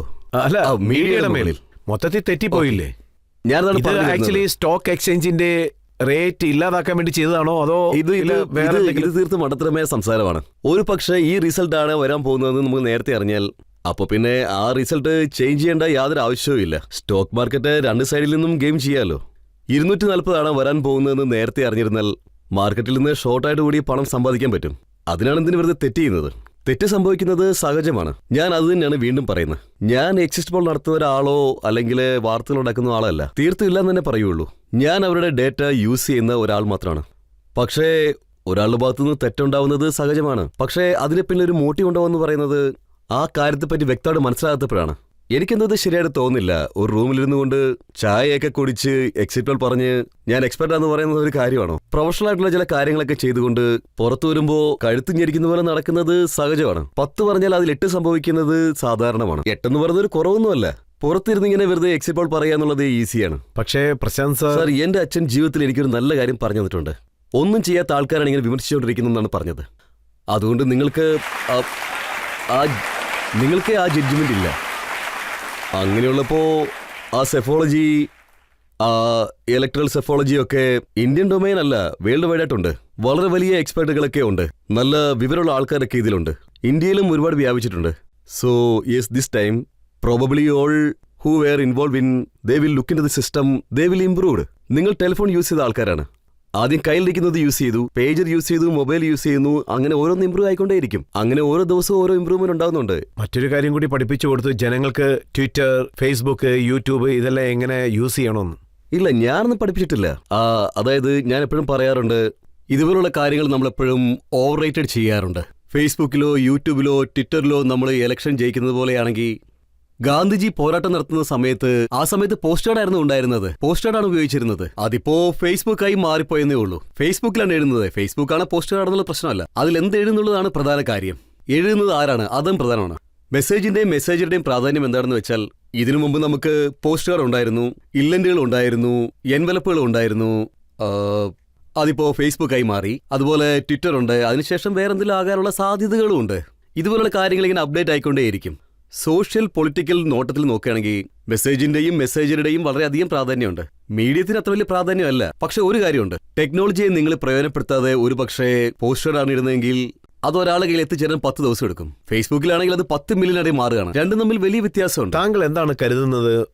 നേരത്തെ Modi, BJP, Twitter, YouTube, Facebook ഇതെല്ലാം നന്നായിട്ട് പ്രയോജനപ്പെടുത്തി. പക്ഷേ ഇപ്രാവശ്യം കോൺഗ്രസ് അത് ഡോമിനേറ്റ് ചെയ്ത് ഓക്കുപൈ ചെയ്തോ? ഇല്ല, ആക്ച്വലി എന്താണെന്ന് വെച്ചാൽ ഫസ്റ്റ് യൂസർ അഡ്വാൻറ്റേജ് ഒരാൾക്ക് എപ്പോഴും ഉണ്ടായിരിക്കും. ഇത് ആദ്യമായിട്ട് ഞങ്ങൾ 2014 തുടങ്ങിയപ്പോൾ ആ സമയത്ത് ഫേസ്ബുക്ക്, അതായത് എഫിലിഡർ എന്ന് പറയുമ്പോൾ ആളുകൾ ചിരിക്കുമായിരുന്നു. അതിനുശേഷം ആളുകൾ അതിന്റെ പവർ മനസ്സിലാക്കിയപ്പോൾ എല്ലാവരും അത് നന്നായിട്ട് ഉപയോഗിക്കാനായിട്ട് തുടങ്ങി. അപ്പോൾ ഇത് തുടങ്ങിയ ആള് ശരിക്കും പെട്ടുപോവുകയാണ് ചെയ്തത്. അതുപോലെ നിങ്ങൾ വലിയ കമ്പനികളൊക്കെ കണ്ടിട്ടുണ്ടാവുമല്ലോ. വലിയ കമ്പനി, അതൊരു സ്റ്റീൽ കമ്പനി ആണെങ്കിൽ അല്ലെങ്കിൽ ഏതെങ്കിലും പ്രോഡക്ട്സ് കമ്പനി ആണെങ്കിൽ പോലും ആരെങ്കിലും പുതുതായിട്ട് വരും, ചാലഞ്ച് ചെയ്ത് അവരെ തോൽപ്പിച്ച് കളയും. As you think bigger, your ability to move and whenever you become lesser. ഇപ്പോൾ വലിയൊരു പായ്ക്കപ്പൽ അത് തിരിയാൻ ഒരു സമയമെടുക്കും. പുതിയ ആൾക്കാർ വരികയാണെങ്കിൽ അതിൽ ഒരുപാട് എക്സ്പെരിമെന്റ് ചെയ്യാൻ പറ്റും. So true in all works of life. ബിസിനസ്സിലൊക്കെ വലിയ കമ്പനികളൊക്കെ പോലും അവർക്ക് വളരെ പെട്ടെന്ന് തന്നെ എക്സ്പെരിമെന്റ് ചെയ്യാൻ പറ്റും. രജിത് ശർമ്മ ഇന്ത്യ ടിവിയിൽ എന്തെങ്കിലും എക്സ്പെരിമെന്റ് ചെയ്താൽ പോലും അതിനെക്കുറിച്ച് 10 തവണ ആലോചിക്കും. ഒരു പ്രോസസ് ഉണ്ട്, സിസ്റ്റം ഉണ്ട്, ലെഗസി ഉണ്ട്. ഒരു പുതിയ ആൾ വന്ന് യൂട്യൂബ് കണ്ട് പുതിയ എന്തെങ്കിലും കാര്യങ്ങളൊക്കെ ആലോചിക്കും. ഈ കാര്യം എന്തുകൊണ്ടാണ് രജിത് സാർ ആലോചിച്ചില്ല എന്ന് ചോദിക്കും. അതെന്തുകൊണ്ടാണ് മനസ്സിലാകത്ത് വെച്ചാൽ നമ്മളൊരു ലെഗസിയിലാണ് ഉള്ളത്. 10-15 വർഷമായിട്ട് ഒരു സിസ്റ്റം ഉണ്ട്. അത് ഓവർനൈറ്റായി ജമ്പ് ചെയ്തിട്ട് ഏതെങ്കിലും പുതുതായിട്ട് പെട്ടെന്ന് ഈ ചോദ്യം എന്തുകൊണ്ട് വന്നെന്ന് വെച്ചാൽ കോൺഗ്രസ്സുകാർ ഒരു ചോദ്യം ചോദിച്ചിരുന്നു. അതായത് കഴിഞ്ഞ വർഷം ഡിസംബർ മുതൽ കഴിഞ്ഞ വർഷത്തെ മെയ് വരെ രാഹുൽ ഗാന്ധി ഇൻസ്റ്റാഗ്രാം, ഫേസ്ബുക്ക് അതുപോലെ യൂട്യൂബും പ്രയോജനപ്പെടുത്തി. ധാരാളം പേര് അത് കണ്ടിരുന്നു. അതവർക്ക് ശരിക്കും പ്രയോജനപ്പെട്ടെന്നാണ് പറയുന്നത്. Sir, two way thing. അതിലകത്ത് നോക്കുകയാണെങ്കിൽ മോദിജിയുടെ ഇക്കോസിസ്റ്റം, അദ്ദേഹത്തിന്റെ ഡിജിറ്റൽ ട്രാക്കിൽ ഒരുപാട് കുറവുകളൊക്കെ സംഭവിച്ചു. അങ്ങനെ നോക്കുകയാണെങ്കിൽ overall reach, he has gone for wider reach. There is not true about it. പക്ഷേ രാഹുൽ ഗാന്ധി ഒരു ചാലഞ്ചർ ആയിരുന്നു. അദ്ദേഹത്തിന് ബേസ് കുറവായിരുന്നു, പക്ഷെ അദ്ദേഹത്തിന്റെ ലക്ഷ്യം വളരെ വലുതായിരുന്നു. ജനങ്ങൾ കൂടുതൽ ശ്രദ്ധിച്ചത് ആ ഒരു ലക്ഷ്യം തന്നെയായിരുന്നു. എന്തോ നടക്കാൻ പോകുന്നു, അതെന്താണെന്ന് കാണാമെന്ന്. മോഡി എപ്പോഴും ജയിക്കുന്ന ആളാണ്. ഇതുപോലെ ഒരു വിധത്തിലുള്ള സെർട്ടിനിറ്റി ഒക്കെ ഉണ്ടായിരുന്നു. മോഡി എപ്പോഴും ജയിക്കുന്ന ആളാണ്. ഇതിലെന്താണ് പുതുമയായിട്ടുള്ളത്? ഡേ നൈറ്റ് തന്നെ ചോദിക്കുന്നു. അത് ഓവർക്കില്ലാണ്. 10 വർഷമായിട്ട് ജനങ്ങൾ മോഡിജിയാണ് രാവിലെയും വൈകിട്ടും കാണുന്നത്. മീഡിയ എല്ലാ സ്ഥലത്തും ഒരു പുതിയ ആൾ വന്നാൽ എന്താണ് സംസാരിക്കുന്നത് കേൾക്കാനുള്ള ഒരു ആവേശം വരും. അതുകൊണ്ടാണ് ആൾക്കാർ ശ്രദ്ധിച്ചത് രാഹുൽ ഗാന്ധി എന്താണ് ചെയ്യാൻ പോകുന്നതെന്ന്. അതുപോലെ തന്നെ കോൺഗ്രസ് സോഷ്യൽ മീഡിയയിൽ നല്ല ശക്തി പ്രാപിക്കുകയും ചെയ്തു. ഇപ്പോൾ അവര് പറയുന്നത് എന്താണെന്ന് വെച്ചാൽ മോദിജിയെ ഒന്ന് കുലുക്കാൻ കഴിഞ്ഞെന്നും, നരേന്ദ്രമോദിയെ തോൽപ്പിച്ചിരിക്കുന്നു, അദ്ദേഹത്തെ സൈക്കോളജിക്കലാ വീക്കാക്കിയിരിക്കുന്നു, കോൺഫിഡൻസ് ഇല്ലാതാക്കിയെന്നും പറയുന്നു. ഇത് അദ്ദേഹത്തിന്റെ സ്വന്തം കരുത്ത് തന്നെയാണ്. എന്റെ കാര്യം പറയുകയാണെങ്കിൽ എന്താ ഉള്ളത്? ഞങ്ങളെക്കാളും ലക്ഷ്യമുള്ളത് അദ്ദേഹത്തിനാണ്. എനിക്ക് തോന്നുന്നത് എന്താണെന്ന് വെച്ചാൽ arrogance is something which you should avoid in politics. അത് BJP ആണെങ്കിലും ശരി, കോൺഗ്രസ് ആണെങ്കിലും ശരി, അത് ആർക്കു വേണ്ടിയാണെങ്കിലും ഞങ്ങൾക്ക് ഓക്കെയാണ്. അതായത് സമൂഹത്തിൽ ജനങ്ങൾ അറോഗൻസിനെ ഇഷ്ടപ്പെടുന്നില്ല. ഒരുപക്ഷെ അവർ ഭയങ്കര അറോഗന്റ് ആണെന്ന് തോന്നിയാൽ, വിജയത്തിലും പരാജയത്തിലും അറോഗന്റ് ആണെന്ന് ആളുകൾക്ക് മനസ്സിലായാൽ നമ്മൾ പബ്ലിക്കിന് അത് ഇഷ്ടപ്പെടില്ല. പക്ഷേ എങ്ങനെയൊക്കെയാണെന്ന് പറഞ്ഞാലും ശരി, ഇന്ന് നാട്ടിലൊരു നല്ല റിസൾട്ട് ഉണ്ടായിരിക്കുകയാണ്. മോഡിജിയെ ഉയരത്തിലേക്ക് എടുത്തു വെച്ചു. അതുപോലെ തന്നെ നിങ്ങൾ ദൈവമല്ലെന്ന് അവരെ മനസ്സിലാക്കി കൊടുക്കുകയും ചെയ്തു. നിങ്ങൾ തന്നെ ഭരിച്ചോളൂ, അതുകൊണ്ട് കുഴപ്പമില്ല, പക്ഷെ നിങ്ങൾ വരമ്പിൽ തന്നെ ഇരിക്കണം എന്ന് പറഞ്ഞു. ആളുകൾ ഇങ്ങനെ ഒരു മെസ്സേജ് കൊടുത്തു, നിങ്ങൾ ഭരിച്ചോളൂ. അവർ രാഹുൽ ഗാന്ധിയോട് ഭരിക്കാനും പറഞ്ഞില്ല. അവർ പറഞ്ഞത് മോദി തന്നെ ഭരിച്ചോളൂ, പക്ഷേ ഒരു ഡിക്റ്ററിനെ പോലെ ആവരുതെന്ന്, ഒരു നല്ലവനായ ഭരണാധികാരിയായി ഭരിക്കണമെന്ന്. അല്പം ശ്രദ്ധിച്ച് നടന്നോളാൻ ആളുകൾ മെസ്സേജ് കൊടുത്തിരിക്കുകയാണ്. പക്ഷേ രാഹുൽ ഗാന്ധി ജൂൺ തൊട്ടേ പറയാൻ തുടങ്ങിയിരിക്കുക ഈ സർക്കാർ നിലം പതിക്കും, ദീർഘകാലം മുന്നോട്ട് പോകില്ലെന്ന്. ഇപ്പൊ നോക്കുകയാണെങ്കിൽ രാഹുൽ ഗാന്ധിക്ക് ഞങ്ങളെക്കാൾ ഒരുപാട് എക്സ്പീരിയൻസ് ഉണ്ടായിട്ടുണ്ട്, തിരിച്ചറിവുകൾ ഒരുപാട് ഉണ്ടായിട്ടുണ്ട്. ഭരണകൂടത്തിന്റെ ഈ നടപടിക്രമങ്ങൾ കാണുമ്പോൾ എനിക്ക് മനസ്സിലായത് 2 കാര്യങ്ങളാണ്. അടുത്ത 2 വർഷത്തിനുള്ളിൽ 9 സംസ്ഥാനങ്ങളിൽ ഇലക്ഷൻ നടക്കും. സ്റ്റാർട്ടിംഗ് വിത്ത് ജമ്മു കാശ്മീർ, അതിനുശേഷം ഹരിയാന വരും, പിന്നെ മഹാരാഷ്ട്ര, ദില്ലി, ജാർഖണ്ഡ്, ബീഹാർ, അതിനുശേഷം വെസ്റ്റ് ബംഗാൾ, തമിഴ്നാട്, അസം, ഇങ്ങനെ 9 സംസ്ഥാനങ്ങളിൽ ഇലക്ഷൻ നടക്കും. അപ്പോൾ ഈ ഭരണകൂടത്തിന്റെ സ്റ്റെബിലിറ്റിക്ക് എന്ത് സംഭവിക്കുമെന്ന്, ഭരണകൂടം മുന്നോട്ട് പോകുന്ന ഡയറക്ഷൻ ഈ 9 സംസ്ഥാനങ്ങളിലും BJP തോക്കുകയാണെങ്കിൽ ഉറപ്പായിട്ടും ആ സ്റ്റെബിലിറ്റിക്ക് കോട്ടം തട്ടുക തന്നെ ചെയ്യും, ഉറപ്പാണ്. പക്ഷെ അവർക്ക് തോന്നുന്നുണ്ടോ ഈ കാര്യങ്ങളെല്ലാം സിസ്റ്റം മുഖേനയാണ് പോകുന്നതെന്ന്? അതായത് റിസർവേഷനെക്കുറിച്ച് ഒരു വ്യക്തി ചോദിച്ചപ്പോ രാഹുൽ പറഞ്ഞത് ഭരണം നിലംപരിച്ചാകാൻ പോകുന്നു, അതിനുശേഷം കാർഗേജി, തേജസ്വി യാദവ്, സഞ്ജയ് സിംഗ് ആരെവിടെ ഉണ്ടായാലും ഇടയ്ക്കിടയ്ക്ക് ഇതായിരിക്കും ചോദിക്കുന്നതെന്ന്. ഇതുവരെയായിട്ടും രാഹുൽ ഗാന്ധിയെയും ഓപ്പോസിഷൻ പാർട്ടിയെയും നമ്മളെ ക്രിട്ടിസൈസ് ചെയ്തുകൊണ്ടിരിക്കുകയായിരുന്നു. അവർ കോർഡിനേറ്റ് ആക്സസ് ചെയ്യുന്നില്ല എന്ന്. ഒരുപക്ഷെ അവരുടെ എഫേർട്സ് കമ്മ്യൂണിക്കേഷന് വേണ്ടിയിട്ട് കോർഡിനേറ്റ് ചെയ്തിരുന്നെങ്കിൽ we should thank them, we should applause their efforts. അതിലൊരു പ്രശ്നമില്ല. അവരുടെ നറേറ്റീവ് കോർഡിനേറ്റ് ചെയ്തതിലാണുള്ളത്. അതിലെന്ത് കംപ്ലൈന്റ് ആണ് ഇപ്പോൾ ഉള്ളത്? എന്താണ് അവർക്ക് കുറവായിട്ടുണ്ടായിരുന്നത്? അപ്പയറന്റ് കുറവായിരുന്നെങ്കിൽ അതിപ്പോൾ അവർ ബെറ്റർ ആക്കിയിട്ടുണ്ട്. Now they are appearing more coercive unit, they are appearing more aggressive. അതെന്തായാലും എപ്പോഴും നാടിന് നല്ലത് തന്നെയാണ്. ജനനായകനാകുന്നത് നല്ല കാര്യമാണ്. പാർലമെന്റിലാണ് ഡിബേറ്റ് നടക്കുന്നത്. അതിൽ ഭയപ്പെടേണ്ട യാതൊരു കാര്യമില്ല. കോൺഗ്രസിന് 100-ന് പകരം 125 വന്നാലും തലകീഴായിട്ട് മാറുകയാണെങ്കിലും കോൺഗ്രസിന് 240-ഉം BJPക്ക് 100-ഉം വരികയാണെങ്കിലും അതും നാടിന് നല്ലത് തന്നെയല്ലേ? ജനങ്ങൾക്ക് എന്തായാലും നല്ലത് മാത്രം കിട്ടിയാൽ മതി. അത് നേതാക്കന്മാർക്ക് എങ്ങനെയാണെങ്കിലും നല്ലതല്ലാതെ നടക്കുന്നത് ഓപ്പോസിഷന് 20-25 മറ്റൊരു പാർട്ടിക്ക് 400 വന്നാലാണ്. അങ്ങനെ ഒരിക്കലും നടക്കാൻ പാടില്ല. എന്തായാലും ഇവിടെ കോൺഗ്രസിന് നല്ല റിവൈവൽ കിട്ടിയിട്ടുണ്ട്. 400 കടക്കാതിരുന്നത് നല്ലതെന്നാണോ പറയുന്നത്? അല്ല, നിങ്ങൾ എന്നോട് അങ്ങനെ എന്റെ വ്യക്തിപരമായ അഭിപ്രായം ചോദിച്ചാൽ, എന്റെ വ്യക്തിപരമായ അഭിപ്രായം പറയുകയാണെങ്കിൽ ഞാൻ ഉറപ്പായിട്ടും ഇത് തന്നെ പറയുകയുള്ളൂ. 400 വരാഞ്ഞത് വളരെ നല്ല കാര്യമാണെന്നേ പറയൂ. ഇല്ലെങ്കിൽ ബീഹാറിൽ പോലും എനിക്ക് ജോലി ചെയ്യാൻ കഴിയില്ല. നിന്റെ ഈ എക്സിസ് പോളൊക്കെ നിർത്തിയേക്കാൻ പറയും. നീയും വന്ന് BJPയിലേക്ക് ചേർന്നോളൂ. അതായത് ഇവരുടെ ഇപ്പോൾ നിങ്ങൾക്കെല്ലാം എന്താണ് തോന്നുന്നു വെച്ച് കഴിഞ്ഞാൽ, BJPയിൽ ഇപ്പോൾ ആർക്കാണ് കൂടുതൽ ലാഭം എന്ന് ചോദിച്ചാൽ അത് ഉറപ്പായും ഞങ്ങൾക്കാണ് കൂടുതൽ ലാഭം. കാരണം ഓൾട്ടർനേറ്റ് ആയിട്ട് മറ്റൊരു കാര്യം നിർത്താനായിട്ട് ശ്രമിക്കാമല്ലോ. ആളുകളോട് പറയാൻ ശ്രമിക്കാം, നിങ്ങൾ പുതുതായിട്ട് എന്തെങ്കിലും ചെയ്യാൻ ശ്രമിക്കണം, പുതുതായിട്ട് എന്തെങ്കിലും ചെയ്യാൻ ശ്രമിക്കണമെന്ന്. ഒരുപക്ഷെ BJPക്ക് 300 അല്ലെങ്കിൽ 400 സീറ്റോ ലഭിച്ചിരുന്നെങ്കിൽ എനിക്ക് ബീഹാറിൽ ഉറപ്പായിട്ടും ജോലി ചെയ്യാൻ സാധിക്കുമോ എന്നാണ്. ഇല്ലല്ലോ, പറയേ. അങ്ങനെയെങ്കിൽ ഈ രാജ്യത്തുള്ള ജനങ്ങൾ വളരെ ബുദ്ധിശാലിയാണെന്നാണോ താങ്കൾ കരുതുന്നത്? അല്ല, ഞാൻ ഉറപ്പായിട്ടും ഇത് ഇലക്ഷന് മുൻപായിട്ടല്ല പറഞ്ഞത്. ഞാൻ ആദ്യത്തെ ആളാണ്. 5 വർഷമായിട്ട് പറയുകയാണ്. മോദിയുടെ അവസാന കാലമായെന്ന് ആരും വിചാരിക്കേണ്ട. അവർക്ക് മാത്രമേ വോട്ട് കിട്ടുകയുള്ളൂന്നും ആരും വിചാരിക്കേണ്ട. ഈ നാട്ടിലെ പ്രതിപക്ഷം ഒരിക്കൽ പോലും ബലഹീനമാവുകയില്ല. പ്രതിപക്ഷത്തിന് ശക്തി വേണമെങ്കിൽ കുറഞ്ഞു പോകാം. ഈ രാജ്യത്തിലെ 60 കോടി ജനങ്ങൾ ഇപ്പൊ പോലും 100 രൂപ സമ്പാദിക്കാനായിട്ട് കഴിയുന്നില്ല. അവരെ നിങ്ങൾ എത്ര ആഡ് കാണിച്ചാലും, എന്തൊക്കെ PR ചെയ്താലും, അതുപോലെ ഫേസ്ബുക്ക്, ട്വിറ്റർ, യൂട്യൂബിനെ കൺട്രോൾ ചെയ്താൽ പോലും 100 കോടി ജനങ്ങൾ ഇപ്പോഴും 100 രൂപ സമ്പാദിക്കാൻ പറ്റുന്നില്ല. അവർ ഒരിക്കലും ആരുടെയും അടിമയായി കഴിയാൻ ആഗ്രഹിക്കുന്നില്ല. ഓഡിയൻസിൽ ആർക്കെങ്കിലും ചോദിക്കാം. സർ, നിങ്ങൾ പറഞ്ഞിരുന്നു അടുത്ത 10 മുതൽ 20 വർഷം വരെ നമ്മുടെ രാഷ്ട്രത്തിന്റെ ഭരണം BJPയുടെ കയ്യിൽ തന്നെ ആയിരിക്കുമെന്ന്. താങ്കളുടെ ആ വാദത്തിൽ താങ്കൾ ഇപ്പോഴും ഉറച്ചു ആ നിൽക്കുന്നു? കാര്യത്തിൽ എനിക്ക് 200% ഉറപ്പുണ്ട്. ആദ്യം ഞാൻ പറഞ്ഞത് മനസ്സിലാക്കൂ. ഞാൻ എന്താണ് പറഞ്ഞത് വെച്ചാൽ, വരാൻ പോകുന്ന 20-30 വർഷങ്ങൾ, 10 വർഷമല്ല 20 വർഷങ്ങൾ രാജ്യത്തിന്റെ ഭരണത്തിൽ ഉറപ്പായും BJP ഉണ്ടാകുമെന്ന്. അതിനർത്ഥം അവർ തോൽക്കുമെന്നല്ല. പക്ഷേ സ്വാതന്ത്ര്യത്തിന് ശേഷം, അതായത് 1950-ൽ ഇരുന്ന് 1999 വരെയും കോൺഗ്രസിനെ ചുറ്റി ഒരു വൃന്ദമുണ്ടായിരുന്നു. അതിനെ ചുറ്റിയായിരുന്നു ഭരണം നടന്നുകൊണ്ടിരുന്നത്. അപ്പോൾ കോൺഗ്രസ് ഭരണപക്ഷത്താണെങ്കിലും പ്രതിപക്ഷത്താണെങ്കിലും നിങ്ങൾ ഒരുപക്ഷെ കോൺഗ്രസിനെ അംഗീകരിച്ചാലും അല്ലെങ്കിൽ എതിർത്താലും ആ കാര്യം ഇപ്പോൾ തിരിച്ച് ഷിഫ്റ്റായി BJP ആയി മാറി. ഒരുപക്ഷെ നിങ്ങൾ BJPയെ അംഗീകരിക്കുമായിരിക്കാം അല്ലെങ്കിൽ എതിർക്കുമായിരിക്കാം. ഇപ്പോൾ കോൺഗ്രസിനെതിരായിട്ടല്ല ഇന്ത്യ മുന്നണി കൂട്ടം വന്നിരിക്കുന്നത്. ഇത് 1989-ലെ രാജീവ് ഗാന്ധിക്കെതിരായിട്ടാണ് വന്നത്. ഇന്ദിരാഗാന്ധിക്കെതിരെ 1977-ൽ വന്നു. ആ കാഴ്ചപ്പാടിൽ നിങ്ങൾ ഒരു തവണ ഈ നാടിനെ ഏകദേശം നിങ്ങൾ 30% നോക്കുകയാണെങ്കിൽ, 30% വോട്ട് ഓവർനൈറ്റിൽ വന്നതല്ല. അത് പല വർഷങ്ങളായിട്ട് നടത്തിയ ശ്രമമാണ്. അതായത് ആ പാർട്ടിയുടെ അനുയായികളുടെയും പാർട്ടിയുടെയും ശ്രമം തന്നെയാണ്. അതങ്ങനെ ഒരു ദിവസം കൊണ്ട് അവസാനിക്കുകയില്ല. 1-2 ഇലക്ഷന് തോറ്റത് കൊണ്ട് അത് നഷ്ടപ്പെടുകയില്ല.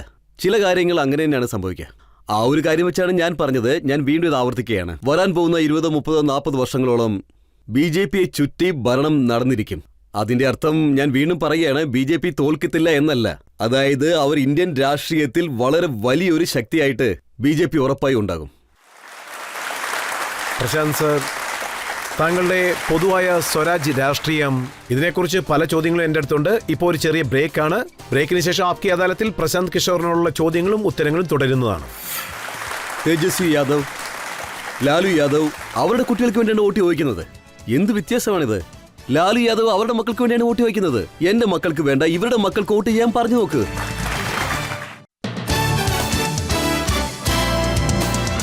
Welcome back. ആപ്കി അദാലത്തിൽ ഇന്നത്തെ നമ്മുടെ അതിഥി പ്രശാന്ത് കിഷോറാണ്. ഇദ്ദേഹം ഒരു പൊളിറ്റിക്കൽ പാർട്ടി ഉണ്ടാക്കാൻ പോവുകയാണ്. ആപ്കി അദാലത്തിലെ അടുത്ത കുറ്റാരോപണം. ആപ്കി അദാലത്തിൽ ജൻ സ്വരാജ് പാർട്ടിയുടെ സൂത്രധാരൻ പ്രശാന്ത് കിഷോറിന്റെ മേലുള്ള കുറ്റാരോപണം അദ്ദേഹത്തിന്റെ ക്ഷമയില്ലാതായിരിക്കുന്നു എന്നുള്ളതാണ്. പ്രശാന്ത് സാർ, താങ്കൾ ക്ഷമയില്ലാത്തൊരു വ്യക്തിയാണ്, ആത്മവിശ്വാസമില്ലാത്ത വ്യക്തിയാണെന്ന് പറയുന്നു. 2 വർഷത്തെ യാത്രയിൽ താങ്കൾ പറയുന്നു ബീഹാറിൽ എല്ലായിടത്തും ഇലക്ഷനിൽ നിൽക്കുമെന്നും, ഉറപ്പായിട്ടും പറയുന്നു പ്രതീക്ഷിക്കാത്ത ലെവലിൽ സീറ്റ് താങ്കൾക്ക് കിട്ടുമെന്നും. അല്ല, അതായത് ഈ കാര്യം സത്യമാണ്. ഞാൻ കുറച്ച് ഇൻപേഷ്യൻ്റ് ആണ്. അതെന്റെ സ്വഭാവത്തിന്റെ ഒരു ഭാഗമാണ്. സ്റ്റെബിലിറ്റി ഹസ് കാസ്റ്റ് മീ.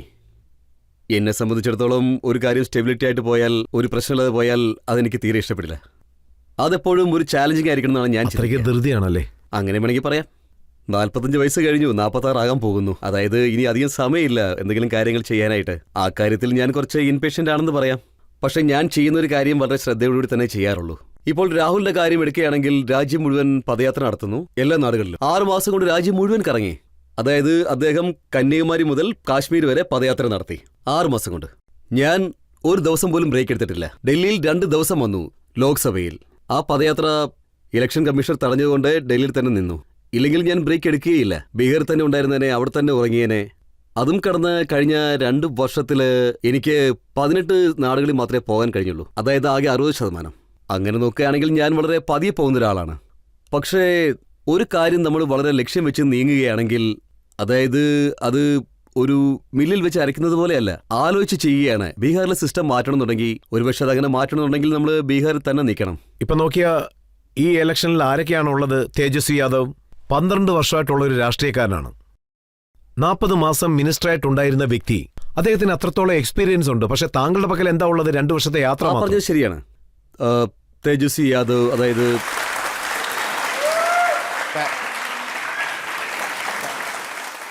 ഒരു കാര്യം നിങ്ങൾ എനിക്ക് ആദ്യമേ തന്നെ പറയണം തോന്നുകയാണ്. തേജസ്വി യാദവിൻ്റെ കൂടെ ഞങ്ങൾക്ക് യാതൊരു വിധത്തിലുള്ള പോരാട്ടവും ഇല്ല. ഈ ജൻസ്വരാജ് കക്ഷി ഉണ്ടായി അത് ഇലക്ഷൻ നിൽക്കുന്ന സമയത്ത് നിങ്ങൾ തന്നെ കണ്ടതല്ലേ. മത്സരം നടക്കുന്നത് NDAയോടൊപ്പം മാത്രമാണ്. BJPയോടും നിതീഷിന്റെ പാർട്ടിയോടൊപ്പമാണ്. ലോക്സഭ ഇലക്ഷനിൽ 176. നമ്മുടെ നിയമസഭയിലേക്ക് NDA വന്നു. അതായത് തേജസ്വി യാദവ് ആൻഡ് ലാലുവിന്റെ പാർട്ടി ഇന്ത്യ മുന്നണി 60 സ്ഥലങ്ങളിൽ മാത്രമാണ് ഈ മുന്നണി ഉണ്ടായിരുന്നത്. 176-ൽ NDAയും ഉണ്ടായിരുന്നു. ഞങ്ങളുടെ മത്സരം NDAയോടൊപ്പം മാത്രമാണെന്ന് ഞങ്ങൾ കരുതുന്നു. വ്യക്തിപരമായ അഭിപ്രായം പറയുകയാണെങ്കിൽ തേജസ്വി യാദവിന് എന്തുമാത്രം എക്സ്പീരിയൻസ് ആണുള്ളത്. ഞാൻ മനസ്സിലാക്കിയിടത്തോളം തേജസ്വി യാദവ് ലാലുവിന്റെ മകനാണെന്ന് പറയും. അതുകൊണ്ട് RJDയുടെ നേതാവായി മാറി. അതുകൊണ്ട് അദ്ദേഹം ബീഹാറിന്റെ തലവനുമായില്ല. ജനങ്ങൾ അദ്ദേഹത്തിന് വോട്ടും ചെയ്തില്ല. അതുമാത്രമല്ല, വ്യക്തിപരമായിട്ട് അദ്ദേഹം ബീഹാറിന് വേണ്ടിയിട്ട് ഒന്നും ചെയ്തിട്ടുമില്ല. ഞാൻ തേജസ്വി യാദവിനെ ബഹുമാനിക്കുന്നതോ അതോ അദ്ദേഹത്തെ നോട്ടീസ് ചെയ്യുന്നതോ അതോ എനിക്ക് മനസ്സിലാവുന്ന രീതിയിലൊന്നും അദ്ദേഹം നാടിനു വേണ്ടി ഒന്നും തന്നെ ചെയ്തിട്ടില്ല. പിന്നെ അദ്ദേഹത്തിന്റെ പഠിപ്പ് നോക്കുകയാണെങ്കിൽ അദ്ദേഹം പിന്നെ... അപ്പോൾ താങ്കൾ എന്താണ് മനസ്സിലാക്കുന്നത്? അച്ഛൻ മുഖ്യമന്ത്രിയായിരുന്നു, അമ്മ മുഖ്യമന്ത്രിയായിരുന്നു, സഹോദരി രാജ്യസഭയിലുണ്ടായിരുന്നു, 2 അമ്മാവന്മാരും പാർലമെന്റിൽ മെമ്പർമാരായിരുന്നു, മറ്റൊരു സഹോദരൻ മന്ത്രിയായിരുന്നു. അത് സത്യമാണ്. ഇത് ഒരുവിധം ലയബിലിറ്റിയാണ്. ഞാൻ മനസ്സിലാക്കിയിടത്തോളം ഇത് അദ്ദേഹത്തിന്റെ ലയബിലിറ്റിയാണ്. കാരണം ബീഹാറിന്റെ ഇപ്പോഴത്തെ അവസ്ഥ, അദ്ദേഹത്തിന്റെ മാതാപിതാക്കൾ മുഖ്യമന്ത്രി ആയിരുന്നിട്ട് കൂടി ബീഹാർ ഇപ്പോഴും പുരോഗമിക്കാത്ത ഒരു സംസ്ഥാനമായിട്ട് ഇപ്പോഴും അവശേഷിക്കുന്നു. ഇതിന്റെയൊക്കെ ഉത്തരവാദിത്വം അവരുടെ തന്നെയാണ്. യാതൊരു വിധത്തിലുള്ള പുരോഗതിയില്ല. അദ്ദേഹത്തിന്റെ കുടുംബത്തിൽ 5000 പേരോളം രാഷ്ട്രീയത്തിൽ ഉണ്ടായിരുന്നു. യാതൊരു ക്വാളിഫിക്കേഷനും ഇല്ല. ജസ്റ്റ് അവർ ലാലുവിന്റെ മക്കളായതുകൊണ്ട് തന്നെ അവർക്ക് അത് എതിരായി തീർന്നു. ബീഹാറിൽ അവരെപ്പറ്റി മാത്രമല്ല, ഞാൻ താങ്കളോട് മറ്റൊരു കാര്യം കൂടി പറയാം. ഞാൻ ജൻസ്വരാജിന്റെ മറ്റൊരു ഭാഗം ഒന്ന് സെർച്ച് ചെയ്ത് നോക്കി. കഴിഞ്ഞ 30 വർഷങ്ങളായിട്ട് എത്ര പേര് MLA MP ആയിക്കോട്ടെ, അവർ ഏത് പാർട്ടി ആയാലും സാരമില്ല, കോൺഗ്രസ് ആയാലും BJP ആയാലും അതുപോലെ RJD ആണെങ്കിലും, എല്ലാം സെർച്ച് ചെയ്ത് നോക്കിയപ്പോൾ കഴിഞ്ഞ 30 വർഷങ്ങളായിട്ട് 1200 കുടുംബങ്ങളാണ് ബീഹാറിലെ MLA MP ആയിരിക്കുന്നത്. അതാണ് ശരിക്കുള്ള സത്യം. നിങ്ങളൊന്ന് ആലോചിച്ച് നോക്കണം. 13 കോടി ജനങ്ങളുള്ള ബീഹാറിലെ 3.5 കോടി ജനങ്ങൾക്ക് താമസിക്കാൻ പറ്റുന്ന സിറ്റുവേഷനിൽ വെറും 1200 കുടുംബങ്ങളിൽപ്പെട്ട ആൾക്കാർ മാത്രമാണ് MLA MP ആയിരിക്കുന്നത്. അത് അവർ കൈയടക്കി വെച്ചിരിക്കുകയാണ്. അതും എപ്പോ? 1990-ലും ബീഹാർ വളരെ ദരിദ്ര സംസ്ഥാനമായിരുന്നു. 2005-ൽ നിതീഷ് മുഖ്യമന്ത്രിയായിരുന്നപ്പോ ബീഹാർ രാജ്യത്തിലെ ഒരു ദരിദ്ര സംസ്ഥാനം തന്നെയായിരുന്നു. ഇന്നും ദരിദ്ര സംസ്ഥാനങ്ങളെ പട്ടികയിൽ തന്നെയാണ് ബീഹാർ ഇപ്പോഴും ഉള്ളത്. അപ്പോഴും 1200 കുടുംബങ്ങളിൽ ആൾക്കാർ പറയുന്നു ഞങ്ങൾ തന്നെയാണുള്ളത്, ഞങ്ങൾ തന്നെ നോക്കിക്കോളാം, വേറെ ആരും വരേണ്ട കാര്യമില്ലെന്ന്. ഈ ചിന്തയെ വെല്ലുവിളിക്കുന്ന ഒരു പാർട്ടിയാണ് ജൻസ്വരാജ്. അതാണ് ഇവിടെ. താങ്കൾ അവരോടൊപ്പം മത്സരിക്കുന്നില്ലെന്ന് പറയുന്നു, പക്ഷേ 10 ലക്ഷം യുവാക്കൾക്ക് ജോലി വാങ്ങിച്ചു കൊടുക്കുന്നു എന്നും പറയുന്നു. ബീഹാർ മൊത്തത്തിൽ പ്യൂൺ മുതൽ ഉയർന്ന ഭരണാധികാരി വരെ രാഷ്ട്രീയത്തിലിരിക്കുന്ന ആൾക്കാരാണ്. അവരുടെ സമ്പാദ്യം 23 ലക്ഷം. കഴിഞ്ഞ 75 വർഷമായിട്ട് 1.97% ആൾക്കാരാണ് ബീഹാറിന്റെ രാഷ്ട്രീയത്തിലുള്ളത്. നിങ്ങളിപ്പോ ഒരു ദിവസം കൊണ്ട് 10 ലക്ഷം കൊടുക്കുന്ന കാര്യം പറയാണല്ലോ. അതെങ്ങനെ അവിടെ നടക്കും? ഒരു വർഷം നിങ്ങൾ 10 ലക്ഷം കൊടുത്തു തന്നെ വെച്ചോളൂ, അത് വിട്. 23 ലക്ഷത്തിൽ 10 ലക്ഷം ആകും, അത് 3% ആകും. ബീഹാറിന്റെ 97% ഒന്നും ആകാൻ പോകുന്നില്ല. ബീഹാറിലെ 40% ആൾക്കാർക്ക് ജോലിയില്ല. അതിനെക്കുറിച്ച് എന്താണ് പറയാനുള്ളത്? ഒരു പക്ഷെ നിങ്ങളിത് പ്രൈവറ്റ് സെക്ടർ ആക്കി മാറ്റിയാലും അപ്പോഴും ബീഹാറിൽ നിന്ന് 2 മുതൽ 3% ആൾക്കാർ വരികയില്ല. രാഷ്ട്രീയത്തിലേക്കും വരില്ല, പ്രൈവറ്റ് സെക്ടറിലേക്കും വരില്ല. അതായത് അവർക്ക് യാതൊരുവിധ അടിസ്ഥാന സൗകര്യങ്ങളും ചെയ്തു കൊടുത്തിട്ടില്ല. അവിടുത്തെ കുട്ടികൾക്ക് നല്ല രീതിയിലുള്ള വിദ്യാഭ്യാസം കൊടുത്തിട്ടില്ല. ജനങ്ങൾക്ക് ജീവിക്കാനുള്ള അടിസ്ഥാന സൗകര്യങ്ങൾ യാതൊന്നും തന്നെ ചെയ്തു കൊടുത്തിട്ടില്ല. ഇവര് ഗവൺമെന്റ് ജോലി കൊടുക്കും, നമ്മുടെ രാജാവ് 10 പേർക്ക് ജോലി കൊടുക്കും, അതൊക്കെ കണ്ടുകൊണ്ട് ജനങ്ങൾ വോട്ട് ചെയ്യുന്നതാണോ പറയുന്നത്? ഇത് ജനങ്ങളെ വിഡ്ഢികളാക്കുന്ന പരിപാടിയല്ലേ? നിങ്ങൾ തന്നെ പറയേ. 75 വർഷം കൊണ്ട് 23 ലക്ഷം ജോലി, ഇവർ 75 ദിവസം കൊണ്ട് 10 ലക്ഷം പേർക്ക് ജോലി കൊടുക്കാന്ന് പറയുന്നു. അത് വിശ്വസിക്കാൻ പറ്റുന്നതാണോ? താങ്കൾ 9th ഫെയിലിൽ നിന്ന് എന്തിനാണ് പറയുന്നത്? അത് രജിസ്റ്റർ, നിങ്ങൾ ഈ പത്രിക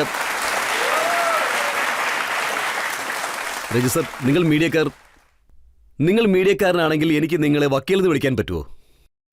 നിങ്ങൾ മീഡിയക്കാരനാണെങ്കിൽ ഞാൻ നിങ്ങൾ മീഡിയക്കാരനെ പറയുള്ളൂ. തേജസ് യാദവ് അതിൽ ഫെയിലാണ്, അത് സത്യമാണ്.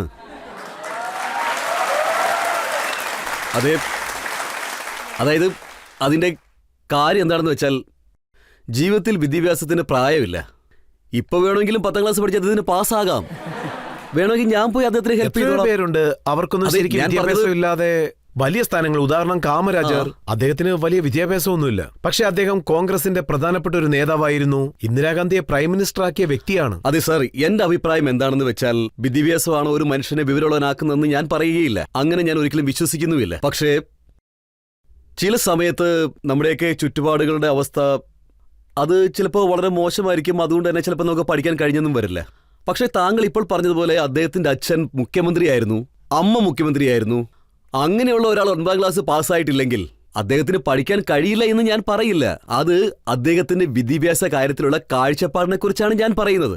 അവിടെ വിദ്യാഭ്യാസത്തിന് എന്തുമാത്രം പ്രാധാന്യം കൊടുക്കുന്നു എന്നതിനെക്കുറിച്ചാണ്. നിങ്ങൾ തന്നെ പറയൂ, ബീഹാറിലുള്ള ഒരു സാധാരണ പയ്യൻ, ബീഹാറിലുള്ള ഒരു പയ്യനെ എങ്ങനെയാണ് മനസ്സിലാക്കുക? അത് വളരെ ദരിദ്രമായ ഒരു സംസ്ഥാനമാണ്. ആളുകൾ കൂലിവേല ചെയ്യുന്നു. വിദ്യാഭ്യാസമുള്ള കുട്ടികളെ നോക്കുകയാണെങ്കിൽ 3 വർഷം, 5 വർഷം, 10 വർഷം എന്ന് ചെറിയ ചെറിയ റൂമുകളിലിരുന്ന്, ഇടുക്കുകളിലിരുന്ന്, മുതുകു വളഞ്ഞ് കുറച്ച് ഭക്ഷണം മാത്രം കഴിച്ചാണ് അവർക്ക് പഠിക്കുന്നത്. ജോലി ചെയ്ത് എന്തെങ്കിലും ഉണ്ടാക്കണമെന്ന് കരുതിയിട്ട് ക്ലർക്കാകാനും പ്യൂണാകാനും സിപ്പായി ആകാനും 3 വർഷം മുതൽ 5 വർഷം വരെ അവർ കഷ്ടപ്പെടേണ്ടിയിരിക്കുന്നു. നിങ്ങൾ 9ാം ക്ലാസ് പോലും പൂർത്തിയാക്കാതെ ബീഹാറിന്റെ രാജാവാണ് ഞാനെന്ന് പറഞ്ഞാൽ അതെങ്ങനെ സമ്മതിക്കും? അതെങ്ങനെ അംഗീകരിക്കും? ഞാനും ബീഹാറിലുള്ള ആളാണ്, എനിക്ക് പറ്റുമോ? ഞാൻ ഇതിനെ എതിർത്താൽ എന്താണ് തെറ്റ്? ഞാൻ പറയുന്നത് ഇവിടെ കൂടിയിരിക്കുന്ന ഇത്ര ആൾക്കാരായാലും ശരി, ബീഹാറിലുള്ള ആൾക്കാരാണെങ്കിലും അവരോട് തന്നെ ചോദിച്ചു നോക്ക്, എത്ര പേര് 9ാം ക്ലാസ്സിൽ തോറ്റ ഒരാളെ നേതാവായി തെരഞ്ഞെടുക്കുമെന്ന്. ഞാൻ ദിവസവും എന്റെ ഗ്രാമത്തിലൂടെ നടക്കുന്ന ആളാണ്. എന്റെ ഗ്രാമത്തിലുള്ള ജനങ്ങളോട് ഞാൻ ഇതുതന്നെയാണ് പറയുന്നത്. ഇപ്പോഴൊക്കെ അദ്ദേഹം താങ്കളെക്കുറിച്ചാണ് അഭിപ്രായം പറയുന്നത്. ഈ പ്രശാന്ത് കിഷോറിന് നല്ല വിദ്യാഭ്യാസമുണ്ട്. അദ്ദേഹം ഇവിടെയുള്ള ഡേറ്റ അവിടെ കൊടുക്കുന്നു, അവിടെയുള്ള ഡേറ്റ അതെ, മാറ്റുന്നു. എനിക്ക് അല്പം വിദ്യാഭ്യാസമൊക്കെ ഉണ്ട്. നിങ്ങളൊന്ന് നോക്കൂ. ആദ്യമൊക്കെ ഈ പ്രശാന്ത് കിഷോർ ആരാണെന്ന് ചോദിക്കുമായിരുന്നു. ശരി, ഇപ്പൊ ഇവന് വിദ്യാഭ്യാസം ഉണ്ടെന്ന് എല്ലാവരും പറയുന്നു. മോഷണമോ തെറ്റായ പ്രവർത്തനങ്ങളോ ഒന്നുമില്ലല്ലോ. യാതൊരു മാഫിയയിലും ഇല്ല. ഞാനൊരു ക്രൈം ചെയ്ത് ജയിലിലും പോയിട്ടില്ല. കാലിത്തീറ്റ കുംഭകോണം നടത്തി ജയിലിലും പോയിട്ടില്ല. എന്റെ സ്വന്തം അറിവ് ഉപയോഗിച്ച്, എന്റെ പരിശ്രമത്താൽ, എന്റെ പ്രയത്നത്താൽ, എന്റെ അച്ഛനും അമ്മയൊന്നും മുഖ്യമന്ത്രിമാരൊന്നും അല്ലായിരുന്നു. ഞാൻ ബീഹാറിലെ ഒരു ഗവൺമെന്റ് പള്ളിക്കൂടത്തിലാണ് പഠിച്ചത്. അതുപോലെ ഒരുപാട് കഷ്ടപ്പാടുകൾ സഹിച്ചിട്ടുണ്ട്. ചാക്കിന്റെ പുറത്തിരുന്നാണ് പഠിച്ചത്. അവിടെ നിന്നും വിദ്യാഭ്യാസത്തിന്റെ പിൻബലത്താൽ ഞാൻ ഇവിടം വരെ എത്തിയിട്ടുണ്ടെങ്കിൽ, നാട്ടിലെ വലിയ വലിയ ആൾക്കാരെന്ന് ധരിച്ചിരിക്കുന്നവർക്ക് ഇത് വലിയ ബുദ്ധിമുട്ടായി തോന്നുന്നുണ്ടെങ്കിൽ, എന്നെക്കുറിച്ച് മനസ്സിലാക്കുന്ന ആൾക്കാർ എന്നോട് സജഷൻ ചോദിക്കുന്നതിൽ യാതൊരുവിധ തെറ്റുമില്ല. ഇതെല്ലാം സരസ്വതി ദേവിയുടെ അനുഗ്രഹം മാത്രമാണ്. ഞാൻ സരസ്വതി ദേവി വണങ്ങുന്ന ഒരാളാണ്. എന്നാൽ സരസ്വതി ദേവിക്കും എനിക്കും യാതൊരു ബന്ധവും ഇല്ലെന്ന് പറയുന്ന ആൾക്കാരോട് ഞാൻ എന്തിനു വാദിക്കണം? പറയൂ രജി സാർ. ഈ പറയുന്നതൊക്കെ അതിപ്പോ നിങ്ങൾ തേജസ്വി യാദവിനെ കുറിച്ച് പറഞ്ഞു. അതായത് എന്റെ എക്സിസ്റ്റൻസ് തന്നെ സരസ്വതി ദേവിയാണ്. എന്റെ അടുത്ത് മറ്റൊന്നുമില്ല, മറ്റൊരു ജാതിയില്ല, എന്റെ അടുത്ത് ഒരുപാട് കാശില്ല, വലിയ കുടുംബമില്ല, പേരും പ്രശസ്തിയില്ല, വിദ്യാഭ്യാസം മാത്രമേ ഉള്ളൂ. പക്ഷെ അദ്ദേഹത്തിന്റെ അടുത്ത് എല്ലാം ഉണ്ട്, പക്ഷെ വിദ്യാഭ്യാസം മാത്രമില്ല.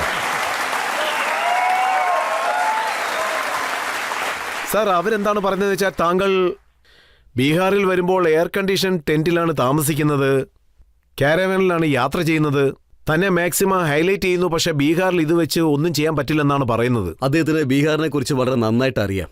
പക്ഷേ തേജസ്വി യാദവിന് ഞാൻ ഇടയ്ക്കിടയ്ക്ക് ചില വെല്ലുവിളികൾ കൊടുത്തുകൊണ്ടേ ഇരിക്കാറുണ്ട്.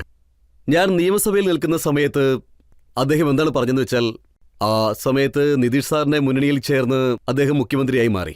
നിയമസഭയിൽ നിന്ന് അദ്ദേഹം എന്താണ് പറഞ്ഞതെന്ന് വെച്ചാൽ, സോഷ്യലിസം എന്ന് പറയുന്നത് ഞങ്ങളുടെ പൂർവികന്മാരുടെ പാരമ്പര്യമാണ്, അതങ്ങനെ വിട്ടുകൊടുക്കാൻ പറ്റുമോ? അത് ഞങ്ങളുടെ അധികാരമാണെന്നാണ്. ഞാനിപ്പോൾ 2 ദിവസം മുമ്പ് പറഞ്ഞതേ ഉള്ളൂ. ഈ സോഷ്യലിസം എന്ന് പറയുന്നത് എങ്ങനെയാണ് നിങ്ങളുടെ മാത്രം സ്വന്തമായത്? നിങ്ങൾക്ക് ആ സോഷ്യലിസം എന്ന് പറഞ്ഞാൽ എന്താണെന്ന് അറിയില്ല. ശരി, നേരത്തെ അറിയില്ല, ഇപ്പോൾ ഒരു ട്യൂഷൻ വെച്ച് പഠിച്ചോളൂ. 10 ദിവസം ട്യൂഷൻ എടുത്ത് പഠിക്കേ. അതിനുശേഷം മീഡിയയുടെ മുന്നിൽ വന്ന് സോഷ്യലിസം എന്താണെന്ന് വിശദീകരിക്കേ. അതായത് ഞാനിപ്പോ മീഡിയയുടെ മുന്നിൽ ഇരുന്നാണ് ഈ പറഞ്ഞുകൊണ്ടിരിക്കുന്നത്. 10 ദിവസമോ 15 ദിവസമോ 1 മാസമോ ട്യൂഷൻ എടുത്ത് പഠിക്കേ. എല്ലാ വിവരമുള്ള ആൾക്കാരുടെ അടുത്ത് സംസാരിക്കേ, എന്നിട്ട് സംസാരിക്കാൻ തയ്യാറാകെ. അങ്ങനെ ഒരു 5 നിമിഷം മീഡിയയുടെ അടുത്ത് സോഷ്യലിസത്തെ കുറിച്ച് സംസാരിക്കാൻ നിങ്ങൾ തയ്യാറായിക്കോളൂ. അതെങ്ങനെ സോഷ്യലിസം അവരുടേത് മാത്രമാകും? ഓക്കെ, സോഷ്യലിസം ലോകിയ സാറിന്റേതാണ്, സമാജ്വാദി പാർട്ടി ജയപ്രകാശിന്റേതാണ്, സോഷ്യലിസം മധ്യവർഗത്തിന്റേതാണ്, സോഷ്യലിസം ജോർജ് ഫെർണാണ്ടസിന്റേത് കൂടിയാണ്. അത് എപ്പോൾ മുതലാണ് ഇവരുടെ മാത്രം സോഷ്യലിസമായി മാറിയത്? സോഷ്യലിസത്തെക്കുറിച്ച് ഒന്നും അറിയാത്ത ആൾക്കാരാണ് അതിനെക്കുറിച്ച് സംസാരിക്കുന്നത്. ഇനിയെങ്കിലും താങ്കളുടെ സോഷ്യലിസം അവർ മനസ്സിലാക്കുവോ? നന്ദി പ്രകടിപ്പിക്കാൻ വേണ്ടി ബീഹാറിൽ അവർ യാത്ര ചെയ്യുന്നു. അതായത് ഈ ജൻസ്വരാജിന് ഇത് തന്നെയാണ് ഏറ്റവും വലിയ വെല്ലുവിളി എന്ന് ഞാൻ പറയും. അതായത് നമ്മളുടെ ഈ തിരഞ്ഞെടുപ്പിന് മുമ്പായിട്ട് എപ്പോഴും ജാതി, അതുപോലെ ഈ BJP പേടിയൊക്കെ കാണിക്കുന്ന ആൾക്കാർ ഇപ്പോ വീട് വിട്ട് വെളിയിൽ പോയി യാത്ര ചെയ്യുന്നില്ലേ? ചെയ്യട്ടെ, മനസ്സിലാക്കട്ടെ. അതുമാത്രമല്ല, യാത്രകളിൽ ചില നിബന്ധനകളും ഉണ്ട്. അതായത് ഈ പച്ച തലപ്പാവ് കിട്ടിയവര്, അതായത് ഈ RJD-ക്കാര്, അതവര് തലയിൽ കെട്ടാൻ പാടില്ല, തോളിലിടാനാണ് പറയുന്നത്. അത് ഈ തലപ്പാവ് കിട്ടുന്ന കാര്യത്തിൽ അവരൊരു കാര്യം ക്രിയേറ്റ് ചെയ്തിരുന്നു. ഞങ്ങളും പറഞ്ഞു അത് മാത്രമേ ചെയ്യാൻ പറ്റുള്ളൂ എന്ന്. നിന്നുകൊണ്ട് തലപ്പാവ് കിട്ടിക്കൊണ്ട് ജനങ്ങളെ പേടിപ്പിച്ച് ഇങ്ങനെയൊന്നും ചെയ്തുകൊണ്ട് ബീഹാർ മാറാൻ പോകുന്നില്ല. ബീഹാറിന്റെ യങ്സ്റ്റേഴ്സ് ഇതൊന്നും അംഗീകരിക്കാൻ പോകുന്നില്ല. കഴിഞ്ഞ 30 വർഷങ്ങളായിട്ട് നിങ്ങളും നിങ്ങളുടെ അച്ഛനും പിന്നെ നിതീഷുമാണ് ഭരണം നടത്തിക്കൊണ്ടിരുന്നത്. ബീഹാറിന്റെ അവസ്ഥ ഞങ്ങൾ കണ്ടുകൊണ്ടിരിക്കുകയാണ്. ഞങ്ങൾക്ക് തേജസ്വി യാദവിനെ കുറിച്ച് യാതൊരു വിഷമവും ഇല്ല. ഞങ്ങൾ ആരെ എതിർക്കാൻ പോകുന്നില്ല. ഞാൻ തേജസ്വി യാദവിനെ എതിർക്കുന്നില്ല, അതുപോലെ BJP-യെയും പിന്നെ നിതീഷിനെയും. ഞാൻ എപ്പോഴും ബീഹാറിന് സപ്പോർട്ടായിട്ടിരിക്കുകയാണ്. ബീഹാർ എങ്ങനെയെങ്കിലും മാറണം. എന്ത് മാറ്റം ഉണ്ടായാലും ശരി, നല്ല മാറ്റം ഉണ്ടാകണം. പിന്നെ രജിസ്റ്റാർ, ഞാൻ മറ്റൊരു കാര്യം കൂടെ പറഞ്ഞിട്ടുണ്ട്. നോക്ക്, ഞാനൊരു നേതാവൊന്നുമല്ല. ഈ നാട്ടിൽ ഞാൻ എങ്ങനെയാണ് തിരിച്ചറിയപ്പെടുന്നത്? ഇയാൾ രാഷ്ട്രീയ പാർട്ടികളെ സഹായിക്കുന്നു, ഇലക്ഷനെതിരെ തെരഞ്ഞെടുക്കപ്പെടാൻ സഹായിക്കുന്നു. അതുകൊണ്ട് ഞാൻ ബീഹാറിലെ ജനങ്ങളോട് പറയാൻ ആഗ്രഹിക്കുന്നത്, നിങ്ങൾ പാർട്ടി ഉണ്ടാക്കി, ഞാൻ നിങ്ങളെ സഹായിക്കാം. മറ്റുള്ളവരെ ജയിക്കാൻ സഹായിക്കുന്ന പോലെ ഞാൻ നിങ്ങളെ ജയിക്കാൻ സഹായിക്കാം. RJD-യുടെ നേതാവില്ലേ, ജഗദാനന്ദ് സിംഗ്, അദ്ദേഹത്തിന്റെ തൊഴിലാളികൾക്ക് അദ്ദേഹം ഒരു ലെറ്റർ എഴുതിയിരിക്കുകയാണ്. അതിലെഴുതിയിരിക്കുന്നത് പ്രശാന്ത് കിഷോറിന്റെ ജൻസ്വരാജ് പോകാൻ പാടില്ല, അദ്ദേഹത്തിന്റെ പിന്നിലുള്ളത് BJP-യാണ്, താങ്കൾ BJP-യുടെ B ടീമാണെന്നും പറഞ്ഞു. കണ്ടില്ലേ, വീണ്ടും അതേ കാര്യം തന്നെ. ഇതുവരെ പ്രശാന്ത് കിഷോർ ആരാണെന്നാണ് പറഞ്ഞത്? അയാളുടെ ഡാറ്റാസ് ഒക്കെ ഇവിടുന്ന് അവിടെ കൊടുക്കുന്ന ഒരാളാണ്, അയാളൊരു വലിയ ബിസിനസ്മാൻ ആണെന്ന് പറയുന്നു. ജൻസ്വരാജിനെ പറ്റി പറഞ്ഞില്ലേ? ഞാൻ ജൻസ്വരാജ്പ്പെട്ട ഒരാളാണ്. നിങ്ങൾ ഇത് വിട്ടിട്ട് RJD പോകണമെന്ന് ഞാൻ പറഞ്ഞില്ലല്ലോ. അവരാണ് ലെറ്റർ എഴുതുന്നത്. നോക്കൂ എന്റെ RJD സുഹൃത്തുക്കളെ, ലാലുജിയെ പുറത്താക്കാൻ ആഗ്രഹിക്കുന്നു, സോഷ്യലിസത്തെ കുറിച്ച് പറയുന്നു. നിങ്ങൾ ഇതൊക്കെ വിട്ടിട്ട് പ്രശാന്ത് കിഷോറിന് പുറകെ പോകരുതെന്ന് പറയുന്നു. നിങ്ങൾ ഇതേക്കുറിച്ചൊന്ന് ആലോചിച്ച് നോക്ക്. വളരെ പവർഫുള്ളായ പാർട്ടി എന്ന് പറയുന്ന ആൾക്കാര്, ജൻസ്വരാജ് ഇപ്പോഴും ഒരു രാഷ്ട്രീയ പാർട്ടി അല്ല. Jan Swaraj October 2-ാം തീയതിയെ party ആകുകയുള്ളൂ. ഇപ്പോൾ അവിടെ റൂളിംഗ് പാർട്ടി ആയിട്ടുള്ളത് JDU-യും BJP-യാണ്. അത് മാത്രമല്ല RJD അവിടെ പ്രിൻസിപ്പൽ പൊസിഷനിലുള്ളത്. ഈ പാർട്ടിയിലുള്ള ആൾക്കാർ, ആയിരക്കണക്കിന് ആളുകൾ ആ പാർട്ടി വിട്ടിട്ട് ജൻസ്വരാജിൽ ചേരാൻ പോവുകയാണ്. ഇപ്പോഴും പാർട്ടി രൂപീകരിച്ചിട്ടേ ഇല്ല. ചരിത്രത്തിന്റെ ഒരു ഹിസ്റ്ററിയിൽ നിങ്ങൾക്ക് ഇതുവരെ ഇത് കാണാൻ കഴിയില്ല. ഏത് പാർട്ടിയാണോ ഭരണത്തിലുള്ളത്, ബാക്കിയുള്ള പാർട്ടികളൊക്കെ അവരുടെ അടിമത്തത്തിലായിരിക്കും. ഭരിക്കുന്ന പാർട്ടി വിട്ടിട്ട് ആരെങ്കിലും പ്രതിപക്ഷത്ത് പോയി ചേരുമോ? അത് രണ്ടുമല്ലാതെ നിങ്ങളിപ്പോൾ ഒരു ലെറ്ററിനെ കുറിച്ച് പറഞ്ഞില്ലേ?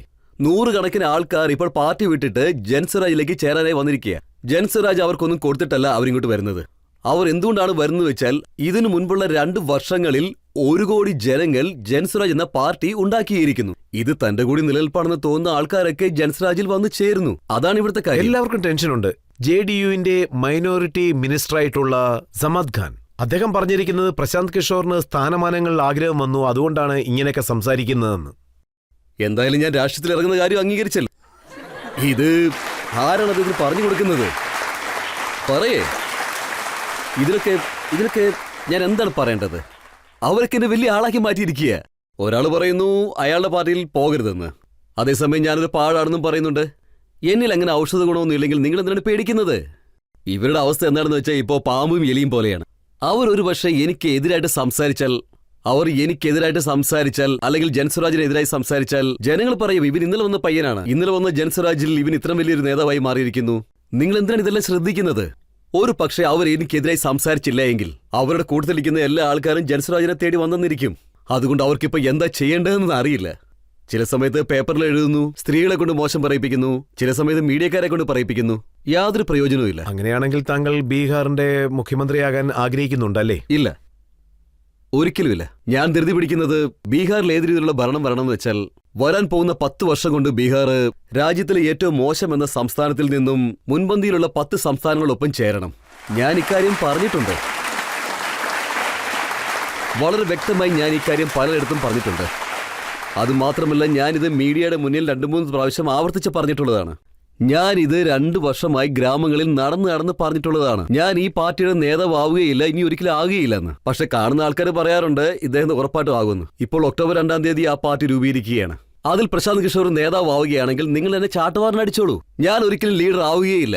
2-ാം തീയതിക്ക് ശേഷവും പ്രശാന്ത് കിഷോർ ഗ്രാമത്തിലൂടെ നടന്നു മാത്രമേ പോവുകയുള്ളൂ. കാരണം ഞാനൊരു തീരുമാനം എടുത്തു കഴിഞ്ഞു. ജനങ്ങൾ പറയാറുണ്ട് നിങ്ങൾ എന്തൊക്കെ പരിശ്രമിച്ചാലും ബീഹാറിലെ ജനങ്ങൾ ഒരിക്കലും മാറാൻ പോകുന്നില്ല, അവരുടെ ജാതിയിൽ നിന്ന് വെളി വരിയില്ലെന്ന്.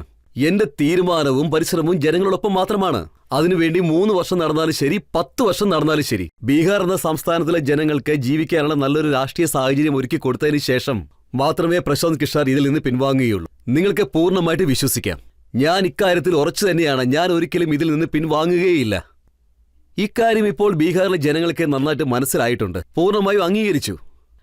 ഞാൻ കഴിഞ്ഞ 2 വർഷമായിട്ട് ആർക്കാണ് വോട്ട് ചെയ്തിരിക്കുന്നത് ചോദിച്ചാൽ ഈ നിമിഷം വരെയായിട്ട് ഞാൻ ആർക്ക് വോട്ട് ചെയ്യണമെന്ന് പറഞ്ഞിട്ടില്ല. ഞാൻ ഈ ജൻസ്വരാജ് പ്രചാരണത്തിൽ പറയാൻ ആഗ്രഹിക്കുന്നത് എന്താണെന്ന് വെച്ചാൽ, ഞാനിപ്പോൾ നിങ്ങൾ ഒരു നിമിഷം ഇങ്ങ് എടുക്കുകയാണ്. അതായത് നിങ്ങൾ ഇപ്പോൾ ഇതുവരെ ആർക്കൊക്കെ വോട്ട് ചെയ്തിട്ടുണ്ടോ അതുകൊണ്ട് നിങ്ങൾക്ക് കൂടുതലായിട്ടോ കുറച്ചോ വല്ലതും കിട്ടിയിരിക്കും.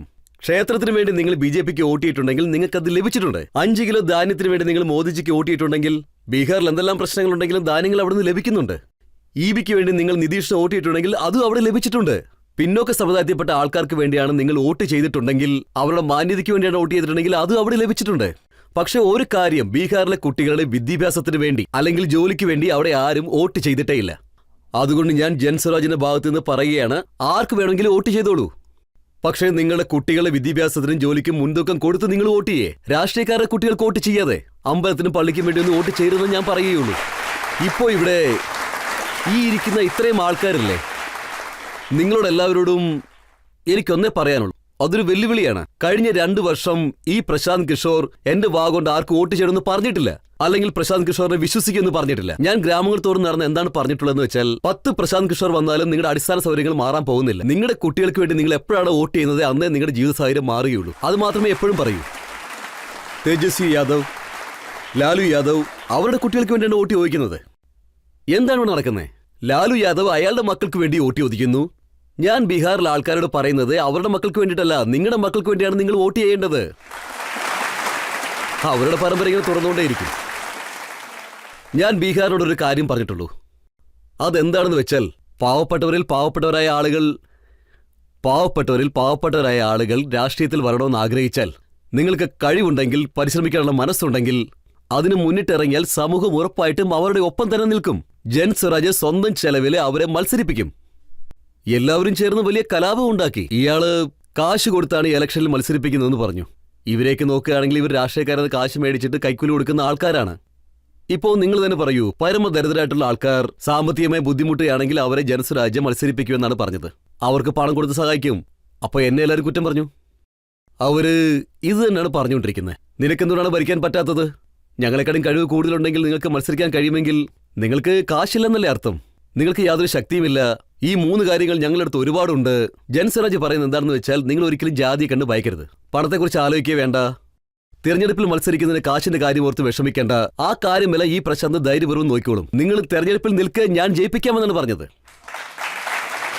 ഇപ്പൊ ബീഹാറിൽ ജനങ്ങൾ എന്താണ് പറയുന്നതെന്ന് വെച്ചാൽ, അതായത് ജൻസ്വരാജ് ജയിച്ചാലും, RJD ജയിച്ചാലും, അല്ലെങ്കിൽ BJP ജയിച്ചാലും, JDU ജയിച്ചാലും മുഖ്യമന്ത്രി നിതീഷ് കുമാർ ആയിരിക്കുമെന്ന്. അതെ, ഇപ്പോഴും ഇങ്ങനെ തന്നെയാണ് ഉള്ളത്.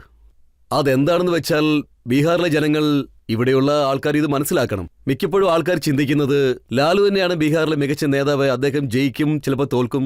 ലാലുജിയുടെ കഴിവ് കൊണ്ട് ബീഹാറിലെ ജനങ്ങൾ അദ്ദേഹത്തെ ഒരേ ഒരു പ്രാവശ്യം മാത്രമാണ് ജയിപ്പിച്ചിട്ടുള്ളത്. കഴിഞ്ഞ 30 വർഷത്തിനുള്ളിൽ ലാലുജിയുടെ പാർട്ടി അദ്ദേഹത്തിന്റെ ഒരേ ഒരു കഴിവിൽ ഒരേ ഒരു പ്രാവശ്യം 1995 ജയിച്ചു.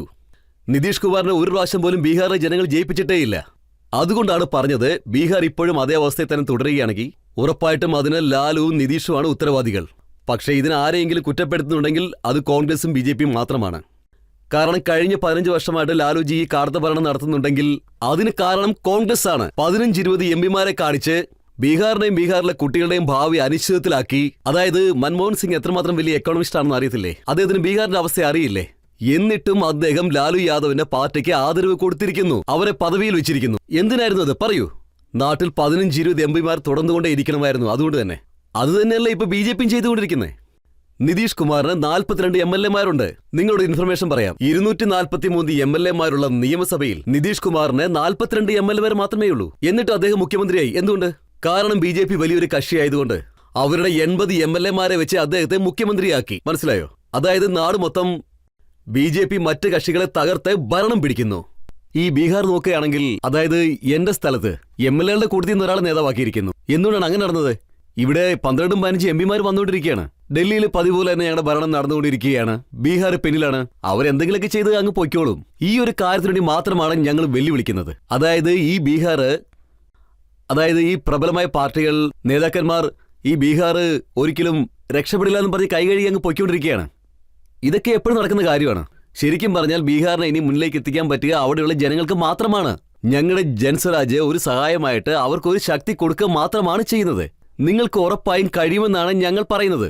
ഇതിനു മുമ്പ് എന്ത് കാര്യമാണോ ചെയ്തുകൊണ്ടിരുന്നത് അത് തന്നെയാണ് ഇപ്പോഴും ചെയ്യുന്നതെന്നാണ് പറയുന്നത്. ഞാൻ എന്തോ ലീഡർ എന്നാണ് നിങ്ങൾ തെറ്റായിട്ട് പറയുന്നത്. ഇതിനു മുമ്പ് ഞാൻ എന്താണ് ചെയ്തുകൊണ്ടിരുന്നത്? ആദ്യമായിട്ട് ഒരു പാർട്ടി ലീഡർ എങ്ങനെയാണ് ഒരു പാർട്ടി ഉണ്ടാക്കുന്നതിനെ പറ്റിയാണ് ഞാൻ പറഞ്ഞത്. ഇലക്ഷനിൽ എങ്ങനെയാണ് മത്സരം നടത്തുന്നത്, വിവാദങ്ങൾ എങ്ങനെയാണ് ഡേറ്റയാക്കി മാറ്റുന്നത്, ആരെയാണ് ഒരു സ്ഥാനാർത്ഥിയായി നിർത്തുക, ഏത് കാര്യമാണ് അജണ്ടയാക്കി മാറ്റുന്നത്. ഇപ്പോഴും ഞാൻ അത് തന്നെയാണ് ചെയ്തുകൊണ്ടിരിക്കുന്നത്. ഒരു വ്യത്യാസമേ ഉള്ളൂ, ഞാൻ പാർട്ടിയോടും നേതാക്കന്മാരോടും പറയാതെ ഗ്രാമങ്ങളിൽ ചെന്ന് ജനങ്ങളോട് നേരിട്ട് പറയുകയാണ്. നിങ്ങൾ എങ്ങനെയാണ് ഒരുമിച്ച് കൂടേണ്ടത്, നിങ്ങൾ ഏത് കാര്യത്തിനാണ് ഈ ഇലക്ഷനിൽ മത്സരിക്കേണ്ടത്, ആരെ സ്ഥാനാർത്ഥിയാക്കി നിർത്തണം. ഇപ്പോ പ്രശാന്ത് കിഷോർ ജൻസ്വരാജിനെ അനുകൂലിക്കുന്ന ആളാണ്. ജൻസ്വരാജ് പാർട്ടി 2-ാം തീയതി രൂപീകരിക്കും.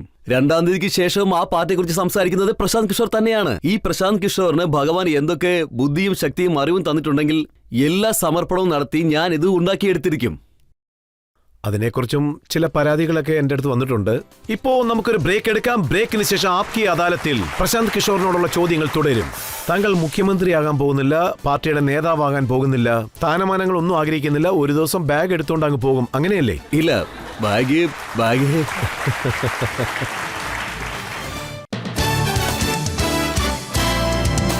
Welcome back. ഇന്ന് നമ്മൾ ആപ്കി അദാലത്തിൽ പ്രശാന്ത് കിഷോറിനോട് ചില ചോദ്യങ്ങൾ ചോദിച്ചിരുന്നു. അതിന്റെ വിചാരണ തുടർന്ന് നടക്കും. ആപ്കി അദാലത്തിൽ ജൻസ്വരാജ് പാർട്ടിയുടെ സൂത്രധാരൻ പ്രശാന്ത് കിഷോറിന്റെ മേലുള്ള കുറ്റാരോപണം അദ്ദേഹം ഉത്തരവാദിത്വത്തിൽ നിന്നും രക്ഷപ്പെടുന്ന വ്യക്തിയാണ് എന്നുള്ളതാണ്. പ്രശാന്ത് സാർ, ഈ യാത്ര താങ്കളാണ് തുടങ്ങിയത്. പാർട്ടി ഉണ്ടാക്കുന്നത്, പദ്ധതികൾ തയ്യാറാക്കുന്നത്, ഇലക്ഷനിൽ വ്യക്തികളെ ജയിപ്പിക്കുന്നത്. പക്ഷെ താങ്കൾ ഒരു ഉത്തരവാദിത്വം ഏറ്റെടുക്കില്ല, മുഖ്യമന്ത്രിയാകില്ല, പാർട്ടി അധ്യക്ഷൻ പോലും ആകില്ല. പ്രധാനപ്പെട്ട കാര്യം എന്താണെന്ന് വെച്ചാൽ ഒരു പാർട്ടി ഉണ്ടാക്കുക എന്നുള്ളത് ഒരു ബൈ പ്രോഡക്റ്റ് ആണ്. വളരെ കഠിനകരമായ ജോലിയാണ്. ഒരു സമൂഹത്തിനെ കാര്യങ്ങളൊക്കെ വ്യക്തമായി പറഞ്ഞ് മനസ്സിലാക്കി ഒരു നല്ല സമൂഹം പടുത്തുയർത്തുക എന്നത്. ആ ഉത്തരവാദിത്വം നേരത്തെ തന്നെ ഞാൻ ഏറ്റുകഴിഞ്ഞതാണ്. പാർട്ടി രൂപീകരിച്ചു കഴിഞ്ഞാലും ശരി, അതിനുശേഷമാണെങ്കിലും ശരി, ഓരോ ഗ്രാമങ്ങളിലെയും ജനങ്ങളെ അവരുടെ ജാതിയെപ്പറ്റി ഒരു തിരിച്ചറിവുണ്ടാക്കി അവർക്ക് വോട്ട് ചെയ്യാനുള്ള തിരിച്ചറിവുകൾ ഉണ്ടാക്കി കൊടുക്കുകയാണ് ഈ പ്രശാന്ത് കിഷോർ ചെയ്യുന്നത്. ജനങ്ങൾ ഒരുപക്ഷെ ആ അടിസ്ഥാനത്തിൽ വോട്ട് ചെയ്യുകയാണെങ്കിൽ കഴിവുള്ള പല ആൾക്കാരും വരും. അതുകൊണ്ട് ബീഹാറിൽ പ്രശാന്ത് കിഷോർ മാത്രമാണ് കഴിവുള്ള ആളെന്ന് ഞാൻ പറയുന്നില്ല.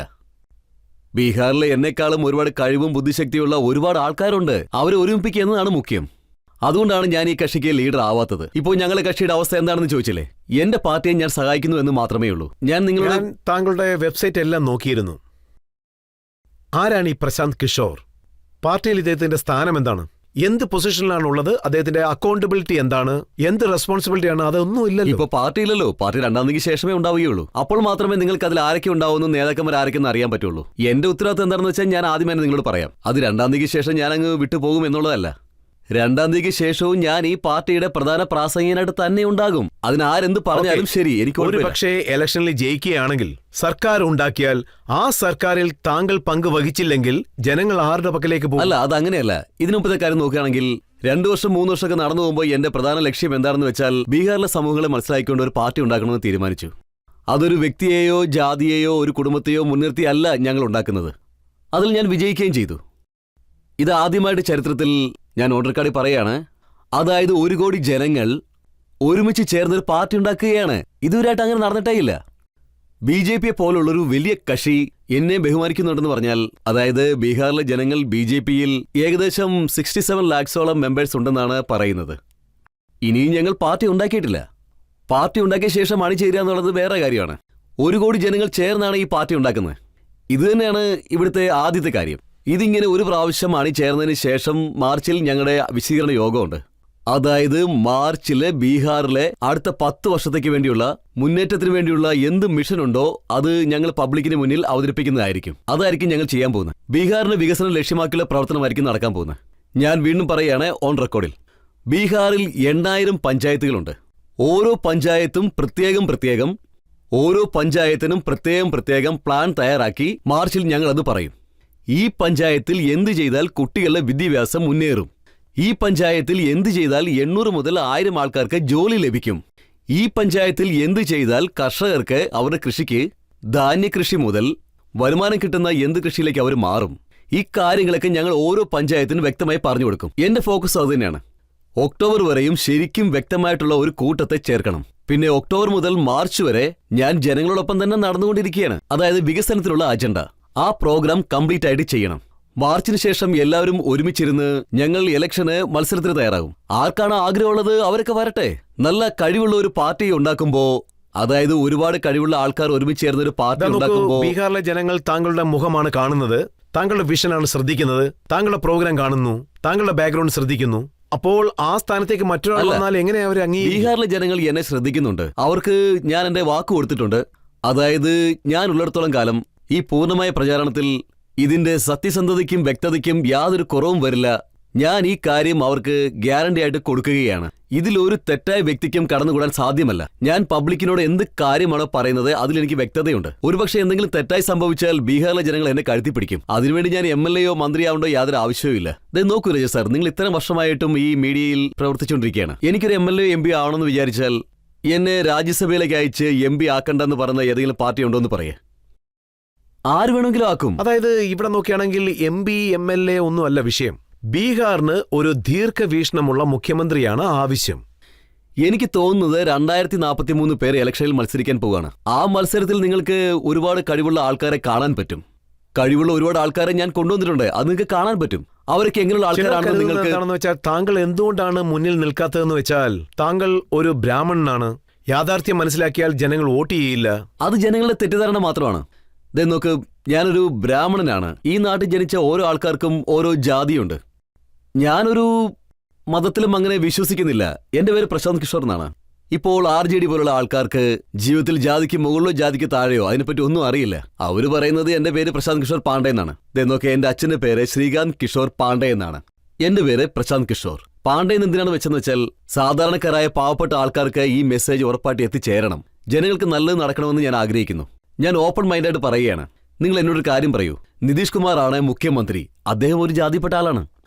അദ്ദേഹത്തിന്റെ ജാതി എന്നെക്കാട്ടിൽ എന്തുമാത്രമാണ്? 2% കുറവാണ്. അദ്ദേഹം ഒരുപാട് വർഷമായിട്ട് ബീഹാറിലെ CM ആണ്. അങ്ങനെ നോക്കുകയാണെങ്കിൽ ബ്രാഹ്മണർ എണ്ണം 3.4 ബീഹാറിലുണ്ടല്ലോ.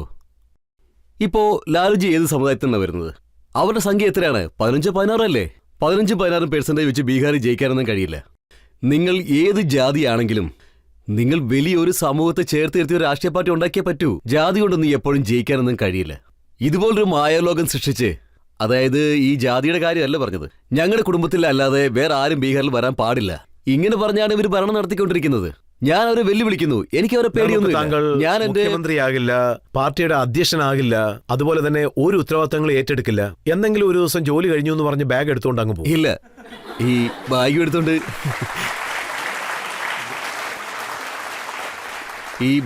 പോവാന്നൊക്കെ പറയുന്നത് നമ്മുടെ രാജ്യത്തിന്റെ പ്രധാനമന്ത്രിയൊക്കെ എടുക്കുന്ന തീരുമാനമാണ്.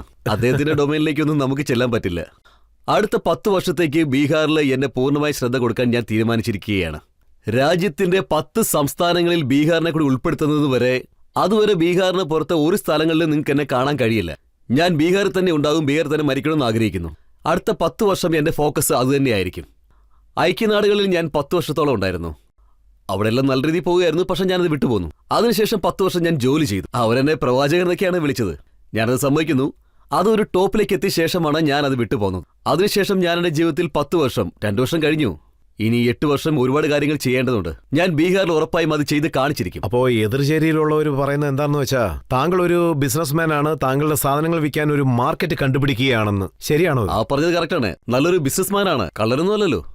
ഒരു ബിസിനസ്മാൻ ആകുക എന്ന് പറഞ്ഞ മോശം കാര്യമൊന്നുമല്ല. ഞാൻ എന്റെ സാധനങ്ങൾ വിൽക്കാൻ ആഗ്രഹിക്കുന്നു. എന്ത് സാധനങ്ങൾ? എന്റെ സാധനങ്ങൾ എന്താണ്? എന്റെ സാധനം എന്താണെന്ന് വെച്ച് കഴിഞ്ഞാൽ, ബീഹാറിലുള്ള കുട്ടികൾക്ക് വിദ്യാഭ്യാസമില്ല. അത് തന്നെയാണ് എന്റെ സാധനങ്ങൾ. അതാണ് എന്റെ ബിസിനസ്. ബീഹാറിലെ ജനങ്ങൾ കൂലിവേലയ്ക്കായിട്ട് പുറത്തു പോകാൻ പാടില്ല. അതാണ് എന്റെ ബിസിനസ്. അത് കച്ചവടം ചെയ്യുന്നതിനായി നാടുകൾ തോറും നടക്കുന്നു. തലയിൽ കൊട്ടയം വെച്ചുകൊണ്ട് ഞാൻ നാടുകൾ തോറും നടക്കുന്നു. അത് വിൽക്കാൻ വേണ്ടിയിട്ട് ഗ്രാമങ്ങൾ തോറും ഓരോ വീടുകളും കയറി നടന്ന് ഞാനത് കച്ചവടം ചെയ്യുന്നു. കുട്ടികൾ പഠിക്കണം, കൂലിവേല ചെയ്യാൻ പാടില്ല എന്ന് ഞാൻ അവരോട് പറയുന്നു. ആ കാര്യമാണ് ഞാൻ കച്ചവടം ചെയ്യുന്നത്. അത് സത്യമാണ്. RJDയുടെ നേതാവായ രാം ബ്രിഡ്ജ്, അദ്ദേഹം പറയുന്നത് താങ്കളുടെ ജോലി ഒരു ഡാൻസറിനെ പോലെയാണെന്ന്. എവിടുന്ന് പണം കിട്ടുന്നോ അവിടെ ഡാൻസ് കളിക്കാൻ പോകുന്നു. ഇപ്പോ അവർ പറയുന്നത് നോക്കുമ്പോ ആരാണ് എനിക്ക് കാശ് തന്നത്? ബീഹാറിലെ ജനങ്ങൾ. ബീഹാറിൽ നിങ്ങൾ 30 വർഷത്തോളം ഭരണം നടത്തിയിരിക്കുന്നു. അതിന്റെ ഫലം എന്താണ്? ബീഹാറിൽ 2% ജനങ്ങൾക്ക് 100 രൂപ പോലും സമ്പാദിക്കാൻ പറ്റുന്നില്ല. അവരെ വയറ് നിറയ്ക്കാൻ കഷ്ടപ്പെടുകയാണ്. പിന്നെ എനിക്ക് എങ്ങനെയാണ് കാശ് തരുന്നത്? ബീഹാറിൽ ഞാൻ എന്ത് ആട്ടം കളിക്കാനാണ്? നിങ്ങൾ ഒരു പക്ഷേ ബീഹാറിൽ വന്ന് അങ്ങനെ ഒരു അവസ്ഥയുണ്ടെങ്കിൽ അവർ കാശ് തരികയാണെങ്കിൽ അത് വളരെ നന്നായേനെ. ബീഹാറിനെ കൊള്ളയടിച്ച് ശരിക്കും ദരിദ്രമാക്കി മാറ്റിയിരിക്കുകയാണ്. പിന്നെ ആരാണ് എനിക്ക് ബീഹാർ പണം തരാനുള്ളത്? ആടാൻ വേണ്ടിയും പാടാൻ വേണ്ടിയും ഒക്കെ.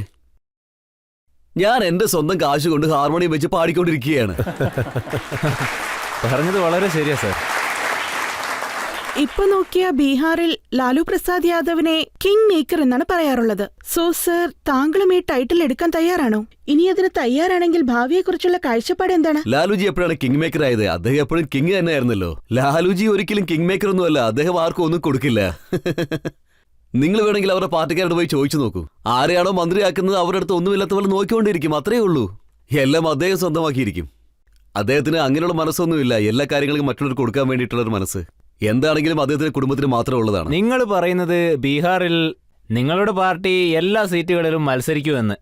അതിനുള്ള ഫണ്ടും കാര്യങ്ങളൊക്കെ നിങ്ങൾ എങ്ങനെയാ സംഘടിപ്പിക്കാൻ പോകുന്നത്? ഞങ്ങളൊരു വലിയ സെൻട്രലൈസ്ഡ് ക്രൗഡ് ഫണ്ടിങ്ങിന്റെ വലിയൊരു കൂട്ടം ഉണ്ടായിക്കൊണ്ടിരിക്കുകയാണ്. അതായത് 2011-2012 മുന്നിലുള്ള ആൾക്കാർക്കൊന്നും ഇതിനെപ്പറ്റി വലിയ കാര്യമായിട്ടൊന്നും അറിയില്ല. സോഷ്യൽ മീഡിയയും ഇതിന്റെ ഒരു പ്രചാരണത്തിന്റെ വലിയൊരു ഭാഗമായി ഇരിപ്പുണ്ടെന്നുള്ള കാര്യമൊന്നും. അതേപോലെ ബീഹാർ എന്ന സ്ഥലത്ത് ഞാൻ ഇതുപോലെ കാര്യം ഉണ്ടാക്കാൻ പോവുകയാണ്. അവിടെ ജനങ്ങൾ അവരുടെ വീട്ടിൽ തന്നെ ഇരുന്നുകൊണ്ട് അവർക്ക് ജൻസ്വരാജ് കൂട്ടത്തിന് വലിയ സംഭാവനകൾ ചെയ്യാൻ പറ്റും.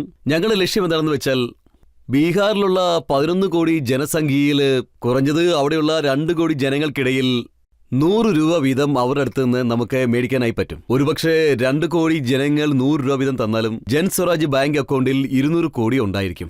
ആ 200 കോടി വെച്ച് 243 നിയമസഭയിൽ നമുക്ക് മത്സരിക്കാനായി കഴിയും. അത് തന്നെ ധാരാളമാണ്. അപ്പോൾ ഇതുകൊണ്ട് തുടക്കം മുതലേ ചെയ്തില്ല എന്ന് ചോദിക്കും. തുടക്കം മുതൽ എന്തുകൊണ്ട് നടന്നില്ല എന്ന് വെച്ചാൽ ആദ്യം പണം എങ്ങനെ സമ്പാദിക്കാം എന്നുള്ള ഒരു തീരുമാനമൊന്നും ഉണ്ടായിരുന്നില്ല. പ്ലസ് ജനങ്ങൾക്കൊരു തിരിച്ചറിവ് ഉണ്ടായിരുന്നില്ല. ഇപ്പൊ തന്നെ ഒരുപാട് കൊള്ളയടിച്ചു കഴിഞ്ഞ് ഇനി എന്തിനാണ് അവർ കൊടുക്കുന്നതെന്ന് ചോദിച്ചു.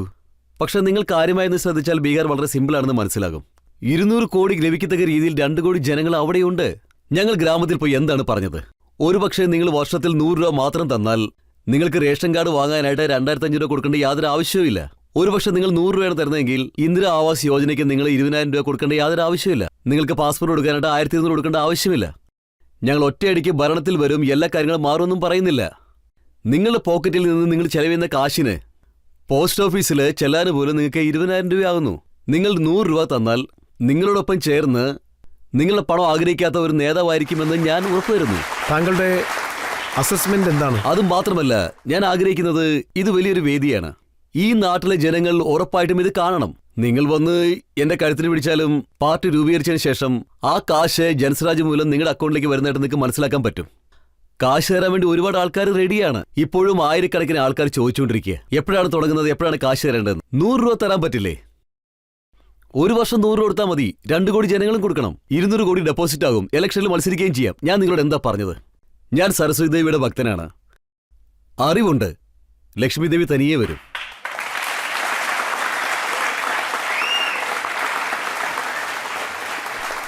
താങ്കൾ പറഞ്ഞത് വളരെ ശരിയാണ്. പക്ഷേ എനിക്കിപ്പോൾ ഒരു ബ്രേക്ക് ആവശ്യമുണ്ട്. ബ്രേക്കിന് ശേഷം ആപ്കി അദാലത്തിൽ നിങ്ങൾ കാണാൻ പോകുന്നത് നമ്മുടെ ജഡ്ജി തബ്ലിൻ സിംഗിന്റെ ജഡ്ജ്മെന്റ് ആണ്.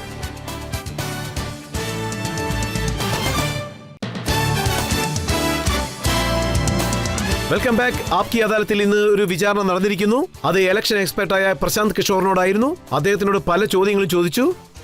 കഴിഞ്ഞ നിയമസഭാ ഇലക്ഷനെക്കുറിച്ചും വരാൻ പോകുന്ന ബീഹാർ ഇലക്ഷനെക്കുറിച്ചും ചോദിച്ചു. ജൻ സ്വരാജിനെ കുറിച്ചും ചോദിച്ചു. അദ്ദേഹത്തിന്റെ സ്വപ്നങ്ങളെക്കുറിച്ചും ചോദിച്ചു. ഇപ്പോൾ ആപ്കി അദാലത്തിൽ നമ്മുടെ ജഡ്ജി ജഡ്ജ്മെന്റ് പറയുന്നതായിരിക്കും. തുടക്കത്തിൽ തന്നെ ഒരു കാര്യം പറഞ്ഞേക്കട്ടെ, ഞാൻ താങ്കളുടെ ഒരു വലിയ ഫാൻ തന്നെയാണ്. അതുകൊണ്ട് തന്നെ എന്റെ ഈ തീരുമാനം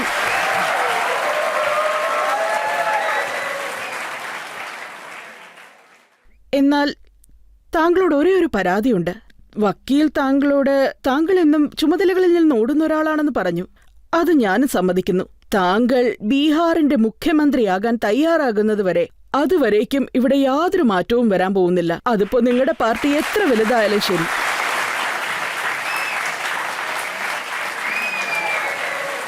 ലീഡർഷിപ്പ് ഉപേക്ഷിച്ച് ഓടാൻ പാടില്ല. എനിക്ക് ഒരു കാര്യം കൂടെ താങ്കളോട് പറയാനുണ്ട്. താങ്കളിപ്പോ രാഷ്ട്രീയത്തിലേക്ക് ഇറങ്ങിക്കഴിഞ്ഞ സ്ഥിതിക്ക് ഞാൻ ഈ പറയുന്ന കാര്യങ്ങൾ എപ്പോഴും ഓർമ്മയിൽ വെക്കുക. ले सांस भी आहिस्ता के नाजुक है बहुत काम आफाक की इस कारगहे शीशागरी का.